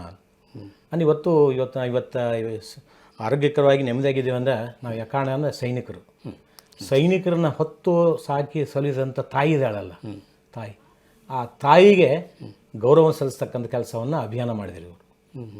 ಆ ಸೈನಿಕರ ತಾಯಿಯನ್ನು ಗುರುತಿಸಿ ಅವ್ರನ್ನ ವೇದಿಕೆ ಕರೆಸಿಸಿ ಅವ್ರಿಗೆ ಸನ್ಮಾನ ಮಾಡಿದಂಥ ಕೆಲಸ. ಇವು ಏನು ಹೇಳ್ತವೆ? ಇಂಥ ಅಭಿಯಾನಗಳು ಸಾಕಷ್ಟು. ಈಗ ಇನ್ನೊಂದು ಬಡವರು, ಕಡು ಬಡತನ, ಅನ್ನವೃದ್ಧಿ ಬದುಕು ಸಮೃದ್ಧಿ. ನೋಡಿ ಅವ್ರದ್ದು ಅಭಿಯಾನದ ಅನ್ನವೃದ್ಧಿ ಬದುಕು ಸಮೃದ್ಧಿ ಅಂಥೇಳಿ ಏನು ಆಸಕ್ತಿಯಿಂದ ಧಾನ್ಯಗಳನ್ನು ಸಂಗ್ರಹಿಸೋದು. ಯಾರು ತುಂಬ ಕಡು ಬಡವರು ಗುರುಸಿ ಅವರಿಗೆ 1 ತಿಂಗಳಾಗುವವರೆಗೂ ಅಕ್ಕಿ, ಬೆಲ್ಲ, ರವೆ, ಹಿಟ್ಟು, ಎಣ್ಣೆ ಇವೆಲ್ಲ ಪದಾರ್ಥಗಳನ್ನ ಕಲಿಯುಗೆ ಅನ್ನಗತ ಪ್ರಾಣ ಅನ್ನಂಗೆ ಕೊಡಲೇಬೇಕಾಗ್ತದೆ. ಇವು ಇಂಥ ಕಾರ್ಯಕ್ರಮಗಳು. ಈ ಕಾರ್ಯಕ್ರಮಗಳನ್ನು ಮಾಡಿದರೆ ಅದು ಏನು ಅನಿಸ್ತಾ ಇದೆ? ತಾವು ಸಾಹಿತ್ಯದ ಮೂಲಕ ಸಮಾಜ ತಿದ್ದುವ ಹಿನ್ನೆಲೆಯಲ್ಲಿ ಕೃಷಿ ಮಾಡಿದ್ರಿ, ತಮ್ಮ ಪುತ್ರರು ಕೂಡ ಧಾರ್ಮಿಕ ಹಿನ್ನೆಲೆಯಲ್ಲಿ ಇದನ್ನೇ ಮುಂದುವರಿಸ್ಕೊಂಡು ಹೋಗಿದ್ದಾರೆ. ತುಂಬ ಸಂತೋಷವಾಯಿತು ಸರ್. ತಮ್ಮಿಂದ ಭಾಳಷ್ಟು ಮಾಹಿತಿಗಳನ್ನು ನಮ್ಮ ವೀಕ್ಷಕರಿಗೆ ತಿಳಿಸಿಕೊಟ್ರಿ. ಕೊನೆಯದಾಗಿ ನನ್ನ ಪ್ರಶ್ನೆ, ತಾವು ಇಷ್ಟು ವರ್ಷಗಳ ನಂತರ ಹುಟ್ಟಿ ಬೆಳೆದದ್ದು ಒಂದು ಕಡೆ, ಎತ್ತಲೋ ಮಾಮರ ಎತ್ತಲೋ ಕೋಗಿಲೆ ಎತ್ತ ಸಂಬಂಧವಯ್ಯ ಅಂತೇಳಿ ಅಲ್ಲಮ್ಮ ಪ್ರಭುಗಳು ಹೇಳಿದಾಗೆ, ತಾವು ಗದಗ ಜಿಲ್ಲೆಯವರು, ಹರಿಹರ ಅಂದರೆ ಈ ಮಧ್ಯ ಕರ್ನಾಟಕ ಭಾಗಕ್ಕೆ ಬಂದು ತಮ್ಮ ವೃತ್ತಿಯನ್ನು ಆರಂಭಿಸಿ ನಿವೃತ್ತಿ ಆಗಿದ್ದರೂ ಕೂಡ ಹರಿಹರ ಜನತೆ ನಿಮ್ಮನ್ನು ಗುರುತಿಸಿತು. ಹರಿಹರ ಜನತೆಗೆ ಸಾಹಿತ್ಯಿಕವಾಗಿ ಮತ್ತು ಬದುಕಿನ ಮೌಲ್ಯದ ಹಿನ್ನೆಲೆಯಲ್ಲಿ ಏನು ಹೇಳ್ತೀರಾ? ನನ್ನ ಜನ್ಮಭೂಮಿ ಬೇರೆ ಜಿಲ್ಲೆಯಾಗಿದ್ದರೂ ಕೂಡ ಕರ್ಮ ಮಾಡಲಿಕ್ಕೆ, ಕೆಲಸ ಮಾಡಲಿಕ್ಕೆ, ವೃತ್ತಿ ಮಾಡಲಿಕ್ಕೆ ನಾನು ಬಂದು ಇಲ್ಲಿ ನೆಲೆ ನಿಂತಹ ಒಂದು ವರ್ಷದಿಂದ ಹಿಡಿದು ಇವತ್ತಿನವರೆಗೂ ಕೂಡ ಹರಿಹರದ ಜನ, ಹರಿಹರದ ಅಭಿಮಾನಿಗಳು, ಹರಿಹರದ ವಿದ್ಯಾರ್ಥಿಗಳು ತುಂಬ ನನ್ನನ್ನು ಗೌರವಿಸಿದ್ದಾರೆ, ಪ್ರೀತಿಸಿದ್ದಾರೆ. ಅವರಿಗೆ ನಾನು ಯಾವಾಗಲೂ ಸದಾ ಋಣಿಯಾಗಿರ್ತೇನೆ. ಯಾಕಂದರೆ ಈ ಏನೋ ಒಂದು ಹರಿಹರದ ವಿಶೇಷತೆ ಇದೆಯಲ್ಲ, ವಿಶೇಷತೆ ಇದೆ. ಈ ಹರಿಹರದ ವಿಶೇಷತೆ ಅಂದರೆ ಸಂಘರ್ಷವನ್ನು ಇವರು ಇಷ್ಟಪಡೋದಿಲ್ಲ, ಸಮನ್ವಯವನ್ನು ಇಷ್ಟಪಡ್ತಾರೆ. ಇಲ್ಲಿನ ಕ್ಷೇತ್ರನಾಥ ಹರಿಹರ ಮತ್ತು ಕ್ಷೇತ್ರನಾಥ ಹರಿಹರ ಇದೆ. ಸಂಘರ್ಷ ಆಗಲಿಲ್ಲ. ಏನೋ ಒಂದು ನಮ್ಮ ಪುರಾಣಗಳಲ್ಲಿ ಏನೋ ಒಂದು ಕಥೆ ಬರುತ್ತಲ್ಲ, ಆ ಕಥೆಯನ್ನು ಒಂದು ಸುಶಾಂತವಾಗಿ ಮುಕ್ತಾಯ ಮಾಡಲಿಕ್ಕೆ ಸಂಘರ್ಷ ಆಗಬಾರ್ದು, ಸಂಘರ್ಷ ಆಗೋದಿಲ್ಲ, ಸಮನ್ವಯದ ಮೂಲಕವಾಗಿ ಮಾಡಬೇಕು ಅನ್ನೋದಿಷ್ಟು. ಸಮನ್ವಯದ ಒಂದು ಕ್ಷೇತ್ರನಾಥನ ಒಂದು ಪ್ರೇರಣೆ, ಆ ಮೂಲಕವಾಗಿ ಹರಿಹರದ ಜನವು ಕೂಡ ಅದೇ ಒಂದು ಮನೋಭಾವ, ಸ್ವಭಾವವುಳ್ಳವರವರು. ಸಂಘರ್ಷ ನಾನು ಬಂದ ವರ್ಷದಿಂದ ಹಿಡ್ಕೊಂಡು ಇಲ್ಲಿ ಬಹುಸಂಖ್ಯಾತರು, ಎಲ್ಲ ವರ್ಗದ, ಎಲ್ಲ ಜಾತಿಯ, ಎಲ್ಲ ಧರ್ಮದ ಜನ ಇಲ್ಲಿ ಭಾಳ ನೆಮ್ಮದಿಯಾಗಿ, ಸುಖವಾಗಿ, ಸಂತೋಷವಾಗಿ, ಪರಸ್ಪರ ಪೂರಕವಾಗಿ ಒಬ್ಬರೊಬ್ಬರು ಪ್ರೀತಿ ಗೌರವಗಳನ್ನು ಬದುಕ್ತಾ ಇದ್ದಾರೆ. ಸಂಘರ್ಷ ಅಂತಕ್ಕಂಥದ್ದು ಇಲ್ಲಿ ನಾನು ಭಾಳ ಅಲ್ಪ ಪ್ರಮಾಣದಲ್ಲಿ ಕಂಡಿದ್ದೇನೆ. ಮಾತಿನ ಮಟ್ಟದಲ್ಲಿ ಮಾತ್ರ ಅಲ್ಲಿ ಸಂಘರ್ಷ, ಹೃದಯದಲ್ಲಿ ಇಲ್ಲ. ಯಾವುದೋ ಸಾಂದರ್ಭಿಕವಾದಂಥ ಯಾವುದೋ ಒಂದು ಸನ್ನಿವೇಶಕ್ಕೆ ಅನುಗುಣವಾಗಿ ಏನೋ ಮಾತಿನಲ್ಲಿ ಸಂಘರ್ಷ ಆಗಿರ್ಬೋದು, ಆದರೆ ಅಲ್ಲಿಗೆ ಅದು ಕೊನೆಯಾದಂಥ ಘಟನೆಗಳನ್ನು ನೋಡಿದ್ದೇನೆ. ಇಂಥ ಒಂದು ಸೌಹಾರ್ದತೆಯ ಒಂದು ನೆಲ ಇದು. ಈ ನೆಲಕ್ಕೆ ನಾನು ಎಷ್ಟು ಋಣಿ ಅಂದರೂ ಕೂಡ ಅಷ್ಟು ಋಣಿಯಾಗಿದ್ದೇನೆ. ಬಹುಶಃ ಅದೇ ಒಂದು ಸ್ವಭಾವ, ಅದೇ ಒಂದು ಗುಣ ನನ್ನ ಬರವಣಿಗೆಯಲ್ಲಿ, ನನ್ನ ಸ್ವಭಾವದಲ್ಲಿ, ನನ್ನ ವೃತ್ತಿಯಲ್ಲಿ, ನನ್ನ ನಡೆ ನುಡಿಯಲ್ಲಿ ಕೂಡ ಅದನ್ನು ಅಳವಡಿಸ್ಕೊಳ್ಳಿಕ್ಕೆ ಪ್ರಯತ್ನ ಮಾಡಿದ್ದೇನೆ. ಅದು ಎಷ್ಟು ಮಟ್ಟಿಗೆ ಆಗಿದೆ ಗೊತ್ತಿಲ್ಲ ನನಗೆ. ಅದನ್ನು ತಾವು ವೀಕ್ಷಕರು, ತಾವು ಅಭಿಮಾನಿಗಳು ಹೇಳಬೇಕಷ್ಟೇ. ಅವರಿಗೆ ನಾನು ಹೇಳ್ತಕ್ಕಂಥದ್ದು ಏನು ಅಂತಂದರೆ, ಏನು ನಮ್ಮ ಪರಂಪರೆ ಇದೆಯಲ್ಲ, ನಮ್ಮ ಹರಿಹರಕ್ಕೆ ಒಂದು ಅಸ್ಮಿತೆ ಇದೆ, ಒಂದು ಪರಂಪರೆ ಇದೆ. ಆ ಪರಂಪರೆಗೆ ಆಯಾ ಸಾಂದರ್ಭಿಕವಾಗಿ ಆಯಾ ಕಾಲಘಟ್ಟದಲ್ಲಿ ಅನೇಕ ಒಂದು ಒತ್ತಡಗಳು ಅಥವಾ ಅದರ ಹೇರಿಕೆಗಳು ಅಥವಾ ಯಾವುದೋ ಫೋರ್ಸ್ ಶಕ್ತಿಗಳು ಬರುವ ಮೂಲಕವಾಗಿ ಅದನ್ನು ಕದಡಲಿಕ್ಕೆ ಪ್ರಯತ್ನ ಮಾಡ್ತಾ ಇದೆ. ಆದರೆ ಆ ರೀತಿ ಇಲ್ಲಿ ಆಗ್ತಾ ಇಲ್ಲ. ಆ ದೃಷ್ಟಿಯಿಂದ ನಮ್ಮ ಇಲ್ಲಿನ ಎಲ್ಲ ಬಾಂಧವರಿಗೆ ನಾನು ಪ್ರೀತಿಯಿಂದ ಕೇಳ್ಕೊಳ್ಳೋದು ಏನು ಅಂತಂದರೆ, ನಮ್ಮ ನೆಲದ ಮೂಲ ಅಸ್ಮಿತೆಯಾಗಿರ್ತಕ್ಕಂಥ ಸಮನ್ವಯವನ್ನು ನಮ್ಮ ನಡೆ ನುಡಿ, ನಮ್ಮ ಬದುಕಿನಲ್ಲಿ, ನಮ್ಮ ಕೊಡುಗೆಗಳಲ್ಲಿ, ನಮ್ಮ ಉಡುಗೆಗಳಲ್ಲಿ ಅದನ್ನು ಅಳವಡಿಸ್ಕೊಳ್ಳುವ ಮೂಲಕವಾಗಿ ನಾವು ಇಡೀ ಜಿಲ್ಲೆಗೆ ಮತ್ತು ರಾಜ್ಯಕ್ಕೆ ಮಾದರಿ ಆಗಲಿಕ್ಕೆ ನಾವು ಪ್ರಯತ್ನ ಮಾಡೋಣ ಅಂಥೇಳಿ ನನ್ನ ಒಂದು ಆಸೆ, ಮತ್ತು ಅದು ನನ್ನ ಒಂದು ಇಚ್ಛೆ ಕೂಡ. ಕೇಳಿದ್ರಲ್ಲ ವೀಕ್ಷಕರೇ, ಸಿ ವಿ ಪಾಟೀಲ್ ಅವರ ಮನದಾಳದ ಮಾತುಗಳನ್ನು ನಮ್ಮ ಅತಿಥಿ ಕಾರ್ಯಕ್ರಮದಲ್ಲಿ ತಮ್ಮ ಮುಂದೆ ಹಂಚಿಕೊಂಡಿದ್ದೀವಿ. ಸರ್, ನಿಮಗೆ ಹೃದಯಪೂರ್ವಕ ಧನ್ಯವಾದಗಳು. ವೀಕ್ಷಕರೇ, ಮತ್ತೊಂದು ವಿಶೇಷ ಸಂಚಿಕೆಯೊಂದಿಗೆ ಮತ್ತೆ ಭೇಟಿಯಾಗೋಣ. ನಮಸ್ಕಾರ.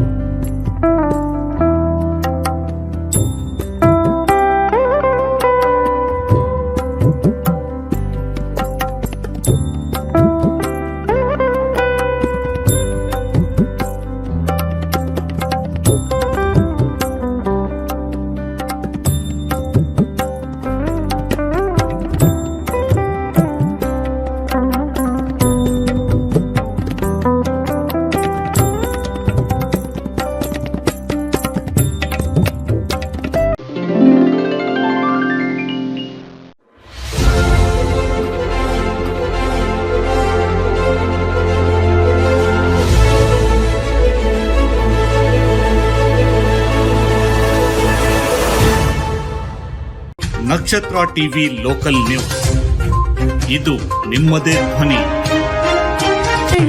ಮನೋಹರ ಸುಂದರಾಭರಣ ಮನಸೆಳೆಯುವ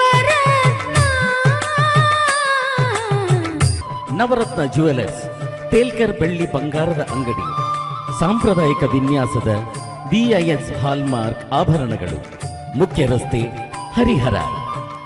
ಕಳೆದ 40 ವರ್ಷಗಳಿಂದ ಹರಿಹರದಲ್ಲಿ ಜನಪ್ರಿಯತೆಯನ್ನು ಹೊಂದಿ ಉತ್ತಮ ಸೇವೆ ನೀಡುತ್ತಿರುವ ಬೊಂಗಾಳಿ ಸ್ಟೀಲ್ ಟ್ರೇಡರ್ಸ್ ಈಗ ನಾವು ಹರಿಹರದ ಪ್ರಮುಖ ಇಂಡಸ್ಟ್ರಿಯಲ್ ಸಪ್ಲೈಯರ್ ಆಗಿದ್ದೇವೆ. ಇಂದೇ ಭೇಟಿ ಕೊಡಿ. ನಿಮ್ಮ ನಿರಂತರ ವಿಶ್ವಾಸವೇ ನಮ್ಮ ಗುರಿ. Bongali steel traders, head post office ಹತ್ತಿರ, ಬೊಂಗಾಳೆ ಬಿಲ್ಡಿಂಗ್, ಹರಿಹರ.